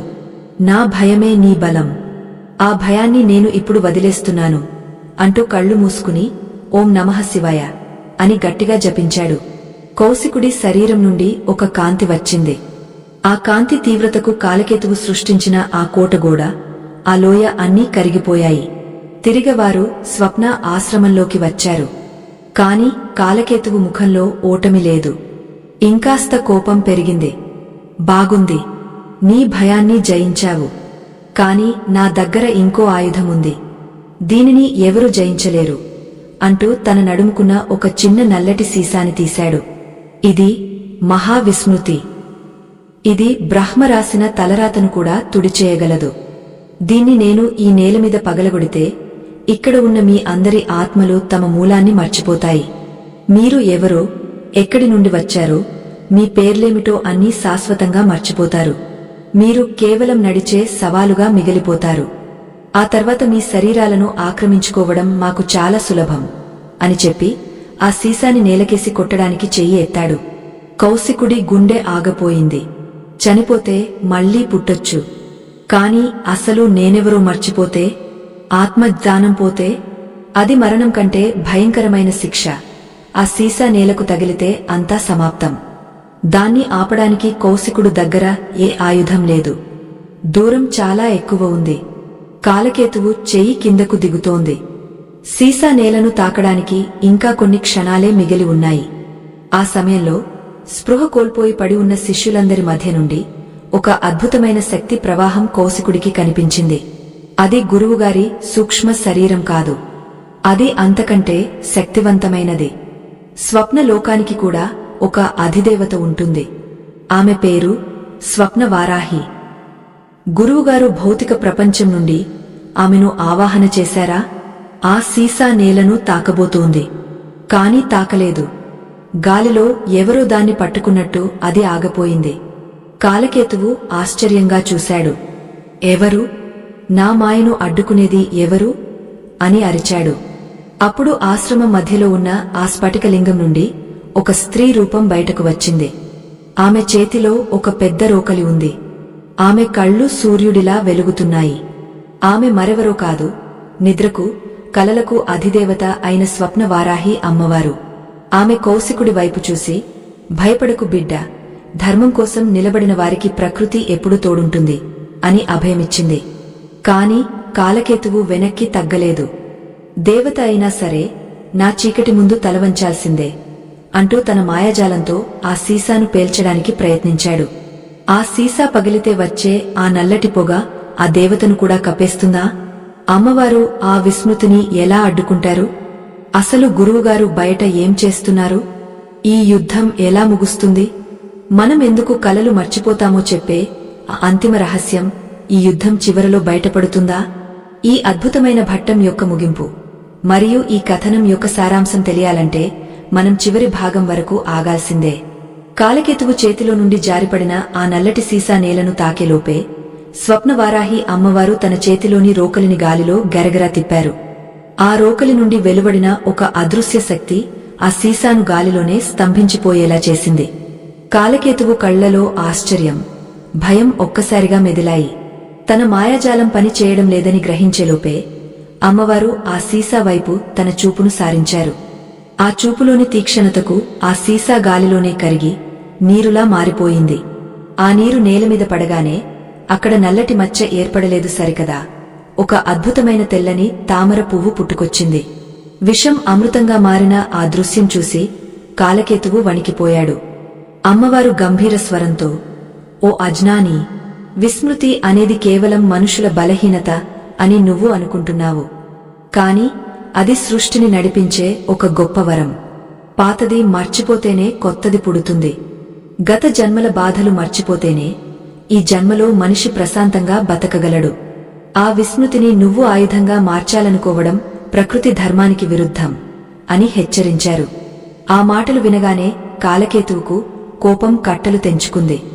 ధర్మాలు, న్యాయాలు బలహీనులకు మాత్రమే. నేను ఈ స్వప్నలోకాన్ని జయించి తీరుతాను అంటూ తన చేతిలోని ఎముకల కత్తితో అమ్మవారి మీదకు దూకాడు. కాని చీకటి వెలుగును ఏం చేయగలదు? కాలకేతువు అమ్మవారి దగ్గరకు రాగానే ఆమె శరీరం నుండి కోటి సూర్యుల కాంతి వెలువడింది. ఆ కాంతి తీవ్రతను తట్టుకోలేక కాలకేతువు శరీరం మంచులా కరిగిపోవడం మొదలైంది. లేదు, ఇది అసాధ్యం, నా చీకటి రాజ్యం అని అరుస్తూనే అతను పూర్తిగా ఆవిరి అయిపోయాడు. అతనితో పాటే అతను సృష్టించిన ఆ రాక్షస సైన్యం, ఆ నల్లటి మేఘాలు అన్నీ పటాపంచలైపోయాయి. మళ్లీ ఆ స్ఫటిక ఆశ్రమంలో ప్రశాంతత నెలకొంది. ఆకాశం నిర్మలంగా మారింది. పడిపోయిన శిష్యులందరూ లేచి నిలబడ్డారు. వారి ముఖాల్లో భయం పోయి ఒక తెలియని దివ్య తేజస్సు కనిపిస్తోంది. అమ్మవారు కౌశికుడి వైపు చిరునవ్వుతో చూసి, కౌశిక్, నువ్వు నీ భయాన్ని జయించావు. అందుకే నేను రాగలిగాను. దైవం ఎప్పుడు ఉంటుంది, కాని మనిషి తన భయాన్ని వదిలినప్పుడు మాత్రమే ఆ దైవ శక్తిని గ్రహించగలడు. ఇక వెళ్ళండి, సూర్యోదయం అవుతోంది. మీ భౌతిక శరీరాలు మీకోసం వేచి ఉన్నాయి అని చెప్పి అంతర్ధానమయ్యారు. ఆ వెంటనే ఆ స్వప్నలోకం మసకబారడం మొదలైంది. ఒక పెద్ద సుడిగుండం వారిని లాక్కుంటున్నట్టు అనిపించింది. కౌశికుడికి మళ్లీ ఆ వేగవంతమైన ప్రయాణం అనుభవంలోకి వచ్చింది. ధడేల్ మని ఒక కుదుపు. కౌశికుడు ఉలిక్కిపడి కళ్ళు తెరిచాడు. చూస్తే అతను ఆశ్రమంలోని యాగశాలలో ఆ పసుపు కుంకుమల మండలం మధ్యలో పడుకుని ఉన్నాడు. ఎదురుగా గురువుగారు ప్రశాంతంగా ధ్యానం నుండి కళ్ళు తెరిచి చూస్తున్నారు. చుట్టూ ఉన్న శిష్యులు కూడా ఒక్కొక్కరుగా నిద్రలేస్తున్నారు. అందరూ తమ చేతులు, కాళ్లు చూసుకుంటున్నారు. అది కలలా లేదు. ఇప్పుడే ఒక యుద్ధం చేసి వచ్చిన అలసట అందరి శరీరాల్లోనూ ఉంది. బయట పక్షుల కిలకిలారావాలు వినిపిస్తున్నాయి. సూర్యుడు ఇప్పుడే ఉదయిస్తున్నాడు. లేలేత కిరణాలు ఆశ్రమంలోకి ప్రసరిస్తున్నాయి. కౌశికుడు గబగబా లేచి తన పాదాల వైపు చూసుకున్నాడు. ఆశ్చర్యం! అక్కడ ఇంతకుముందు ఉన్న ఆ వికృతమైన నీడ లేదు. అతని నీడ ఇప్పుడు మామూలుగా, సహజంగా ఉంది. ఆ రాక్షస పీడ వదిలిపోయింది.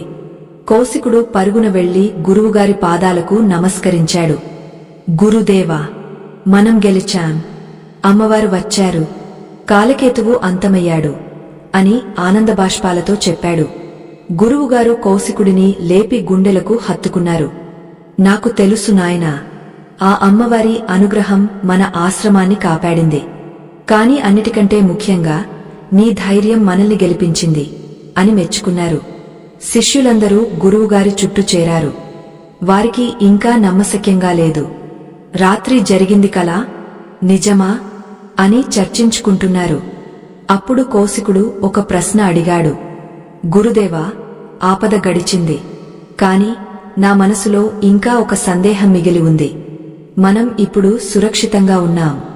కాని అసలు మనకు ఈ కలలు ఎందుకు గుర్తుండవు? అమ్మవారు చెప్పారు, విస్మృతి ఒక వరమని. అది నిజమే కావచ్చు. కాని మన ఆత్మ ప్రయాణాన్ని, మనం నేర్చుకున్న పాఠ్యాలను మర్చిపోతే మనకు జ్ఞానం ఎలా వస్తుంది? ప్రతి రాత్రి మనం పాఠశాలకు వెళ్లి ఉదయం ఇంటికి రాగానే చదువుకున్నదంతా మర్చిపోతే ఆ చదువుకు అర్థమేముంది? గురువుగారు అందరినీ కూర్చోమని సాయిగ చేశారు. ఆయన ముఖంలో ఇప్పుడు ఒక ప్రశాంతమైన చిరునవ్వు ఉంది. కౌశిక్, ఇదే అసలైన రహస్యం. శ్రద్ధగా వినండి. మనిషికి కలలు గుర్తుండకపోవడానికి 3 ప్రధాన కారణాలు ఉన్నాయి. ఇవి కేవలం మానసిక కారణాలు కాదు, ఆధ్యాత్మిక కారణాలు. మొదటిది కర్మఫల అనుభవం. మన ఆత్మ ఈ భూమి మీదకు వచ్చింది కర్మలను అనుభవించడానికి.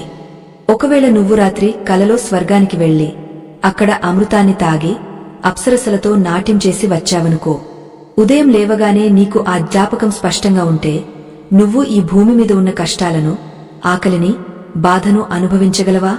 ఛీ, ఈ దిక్కుమాలిన జీవితం నాకొద్దు, నేను మళ్లీ ఆ స్వర్గానికి వెళ్లిపోతాను అని ఆత్మహత్య చేసుకుంటావు, లేదా పిచ్చివాడివి అయిపోతావు. ఈ భూమి మీద నీ బాధ్యతలను నువ్వు నిర్వర్తించలేవు. అందుకే ప్రకృతి నీకు ఆ రాత్రి అనుభవాలను తుడిచేస్తుంది. ఉదయం లేవగానే ఇది కొత్త రోజు, ఇది కొత్త జీవితం అని నువ్వు అనుకోవాలి. అప్పుడే నువ్వు కర్మను పూర్తిగా అనుభవించి దాన్ని కాల్చుకోగలవు. రెండవది అహంకారం. గత జన్మలో నువ్వు ఒక గొప్ప మహారాజువి అనుకుందాం. ఆ విషయం ఈ జన్మలో నీకు గుర్తే ఉంటే నువ్వు ఇప్పుడు ఒక సాధారణ గుమస్తాగానో లేదా సేవకుడిగానో పని చేయగలవా? నీ అహంకారం అడ్డు వస్తుంది. నేను రాజును, నేను ఎవరికీ తల వంచను అనే గర్వం నీలో పెరుగుతుంది. ఆ గర్వం నీ ఆధ్యాత్మిక ఎదుగుదలకు అడ్డుకట్ట వేస్తుంది. మనిషి ఎదగాలంటే వినయం ఉండాలి. గత జన్మల గొప్పతనం గుర్తుంటే వినయం రాదు. గత జన్మల పాపాలు గుర్తుంటే ధైర్యం రాదు. అందుకే ఆ విస్మృతి అనే తెరను దేవుడు మన మనస్సు మీద కప్పాడు. మూడవది మరియు అత్యంత ముఖ్యమైనది స్వేచ్ఛా సంకల్పం. దేవుడు మనిషికి ఇచ్చిన గొప్ప వరం ఇది. నీకు గత జన్మలో నీ శత్రువు ఎవరో గుర్తుంది అనుకో. ఈ జన్మలో వాడు నీకు కొడుకుగా పుట్టాడనుకో. అప్పుడు నువ్వు వాడిని ప్రేమగా పెంచగలవా? పెంచలేవు. పగతో రగలిపోతావు. అప్పుడు కొత్త కర్మను సృష్టించుకుంటావు. కాని గతం గుర్తులేకపోతే వాడిని నువ్వు ప్రేమగా చూసుకుంటావు. ఆ ప్రేమ వల్ల పాత పగలు, పాత కర్మలు కాలిపోతాయి. చూసావా, మతిమరుపు వల్ల ఎంత మేలు జరుగుతుందో? మనం పగలను మర్చిపోతాం, ద్వేషాలను మర్చిపోతాం, కొత్త బంధాలను ఏర్పరచుకుంటాం. అందుకే నిద్ర అనేది ఒక చిన్న మరణం. మరణం అనేది ఒక పెద్ద నిద్ర. ప్రతిరోజు ఉదయం మనం కొత్తగా పుడుతున్నాం. కౌశికుడు గురువుగారి మాటలను ఏకాగ్రతతో వింటున్నాడు. అద్భుతం గురుదేవా అంటే మర్చిపోవడం అనేది ఒక రక్షణ కవచం అన్నమాట. కాని మరి యోగులు, సిద్ధపురుషులు ఎలా గుర్తుంచుకుంటారు? వారికి ఈ నియమం వర్తించదా అని అడిగాడు. వర్తిస్తుంది నాయనా, కాని వారు ఆ స్థాయిని దాటిపోయారు. ఎప్పుడైతే మనిషికి సుఖం, దుఃఖం, మానం, అవమానం అన్నీ సమానంగా అనిపిస్తాయో అప్పుడు ప్రకృతి ఆ రహస్యాల తలుపులు తెరుస్తుంది. యోగికి తాను రాజుగా ఉన్నా, బిచ్చగాడిగా ఉన్నా ఒక్కటే. కాబట్టి అతనికి గత జన్మలు గుర్తున్నా అహంకారం రాదు. అలాగే మనం కూడా మన కలలను ఉపయోగకరంగా మార్చుకోవచ్చు. దీనికి స్వప్న సాక్షి అనే సాధన ఉంది. అదేంటి గురుదేవా అని శిష్యులందరూ ఉత్సుకతతో అడిగారు. మనం పడుకునే ముందు మన మనస్సును ఒక తెల్లని కాగితంలా మార్చుకోవాలి. పగలు జరిగిన గొడవలు, ఆందోళనలు, భయాలు ఇవన్నీ చెత్తబుట్టలో వేసినట్టు మనస్సులో నుండి తీసేయాలి. పడుకునే ముందు కనీసం 10 నిమిషాలు ధ్యానం చేసి, నన్ను నేను దైవానికి అర్పించుకుంటున్నాను, ఈ రాత్రి నాకు వచ్చే కలలు నాకు మార్గదర్శనం చేయాలి అని సంకల్పించుకోవాలి. మరియు ముఖ్యంగా ఉదయం లేవగానే, మంచం దిగకముందే, కళ్ళు తెరవకముందే రాత్రి వచ్చిన కలను గుర్తు తెచ్చుకోవడానికి ప్రయత్నించాలి. ఒక్క చిన్న ముక్క గుర్తున్నా చాలు. ఆ దారం పట్టుకుని లాగితే కల మొత్తం బయటకు వస్తుంది. దాన్ని వెంటనే ఒక పుస్తకంలో రాసి పెట్టుకోవాలి. ఇలా కొన్ని రోజులు చేస్తే మీ ఉపచేతన మనస్సు అర్థం చేసుకుంటుంది. ఓహో, ఇతను కలలకు విలువ ఇస్తున్నాడు అని. అప్పుడు అది మీకు స్పష్టమైన సందేశాలను పంపడం మొదలు పెడుతుంది. చెత్త కలలు ఆగపోతాయి. భవిష్యత్తును సూచించే కలలు, దైవ దర్శనాలు మొదలవుతాయి. కౌశికుడికి ఇప్పుడు అంతా స్పష్టంగా అర్థమైంది. నిద్ర అనేది కేవలం విశ్రాంతి కాదు. అది ఆత్మ తన సొంత ఇంటికి వెళ్లి వచ్చే ప్రయాణం. ఆ ఇంటికి వెళ్లినప్పుడు మనం తెచ్చుకునే శక్తి వల్లే మరునాడు మనం ఇంత ఉత్సాహంగా పని చేయగలుగుతున్నాం. ఆ శక్తిని జ్ఞాపకాల రూపంలో కాకుండా ఉల్లాసం రూపంలో తెచ్చుకుంటున్నాం. ఒకవేళ జ్ఞాపకాలు కూడా కావాలంటే మనం మన అర్హతను పెంచుకోవాలి. మరొక్క విషయం కౌశిక్ గురువుగారు ముగింపుగా చెప్పారు. ఈ జీవితం కూడా ఒక కల లాంటిదే. రాత్రి కలలో సింహం తరిమితే ఎంత భయపడ్డావో, మెలకువ రాగానే అది అబద్ధం అని తెలిసి ఎలా నవ్వుకున్నావో, అలాగే మరణం అనే మెలకువ వచ్చినప్పుడు ఈ జీవితంలో నువ్వు పడ్డ కష్టాలు, సంపాదించిన ఆస్తులు, బంధాలు అన్నీ కూడా ఒక కలలాగే అనిపిస్తాయి. అప్పుడు నువ్వు నవ్వుకుంటావు. అరే, నేను అనవసరంగా ఏడ్చాను, అనవసరంగా భయపడ్డాను, ఇదంతా ఒక నాటకం అని నీకు బోధపడుతుంది. ఆ మహామెలకువ కోసం మనం చేసే ప్రయత్నమే ఈ ఆధ్యాత్మిక సాధన. దాన్నే మోక్షం అంటారు. అప్పటి వరకు మనం మంచి కలలు కందాం, మంచి పనులు చేద్దాం. గురువుగారి మాటలు ముగిసేసరికి సూర్యుడు పూర్తిగా పైకి వచ్చాడు. ఆశ్రమం అంతా బంగారు కాంతితో మెరుస్తోంది. కౌశికుడి మనస్సులో ఇప్పుడు ఏ సందేహాలు లేవు, భయం లేదు. అతను ఒక కొత్త మనిషిలా మారాడు. రాత్రి జరిగిన యుద్ధం అతనికి ఒక గొప్ప పాఠాన్ని నేర్పింది. చీకటి ఎంత బలమైనదైనా చిన్న వెలుగు ముందు అది ఓడిపోక తప్పదు. అలాగే అజ్ఞానం ఎంత గొప్పదైనా జ్ఞానం ముందు అది నిలబడలేదు. మిత్రులారా, విన్నారు కదా, నిద్ర మరియు కలల వెనుక దాగ ఉన్న ఈ అద్భుతమైన రహస్యాన్ని. బహుశా ఈ కథ వింటున్నప్పుడు మీకు కూడా అనిపించి ఉండవచ్చు, నిజమే కదా, నాకు కూడా ఇలాంటి కలలు వచ్చాయి కదా అని. మనం అందరం ఆ కౌశికుడి లాంటి వాళ్లమే. మనలో కూడా ఆ శక్తి ఉంది. దాన్ని తట్టి లేపాల్సింది మనమే. ప్రతి రాత్రి మీరు నిద్రపోయే ముందు ఈ కథను గుర్తు చేసుకోండి. మీ ఆత్మ ప్రయాణానికి సిద్ధం అవ్వండి. భయపడకండి, ఎందుకంటే మీ లోపల కూడా ఆ స్వప్నవారాహి శక్తి దాగ ఉంది. మీ కలలు మీకు మార్గదర్శనం చేయాలి, మిమ్మల్ని భయపెట్టడం కాదు. మంచి మనసుతో నిద్రపోండి, అద్భుతమైన లోకాలను దర్శించండి. మా ఈ ఆధ్యాత్మిక ప్రయత్నం మీకు నచ్చినట్లయితే మాకు మీ మద్దతు చాలా అవసరం. ఈ వీడియోని మీ బంధుమిత్రులకు, స్నేహితులకు పంపించండి. ఎందుకంటే జ్ఞానం పంచే కొద్దీ పెరుగుతుంది. మన సనాతన ధర్మంలోని ఇలాంటి మరెన్నో గూఢమైన రహస్యాలను, కథలను మీ ముందుకు తీసుకురావడానికి మేము సిద్ధంగా ఉన్నాం. అందుకు మీరు చేయాల్సిందల్లా ఒక్కటే, ఈ ఛానల్ను సబ్స్క్రైబ్ చేసుకోండి. మీ అభిప్రాయాన్ని కామెంట్ రూపంలో తెలియజేయండి. మీకు ఎప్పుడైనా విచిత్రమైన కలలు వచ్చాయా? అవి నిజమయ్యాయా?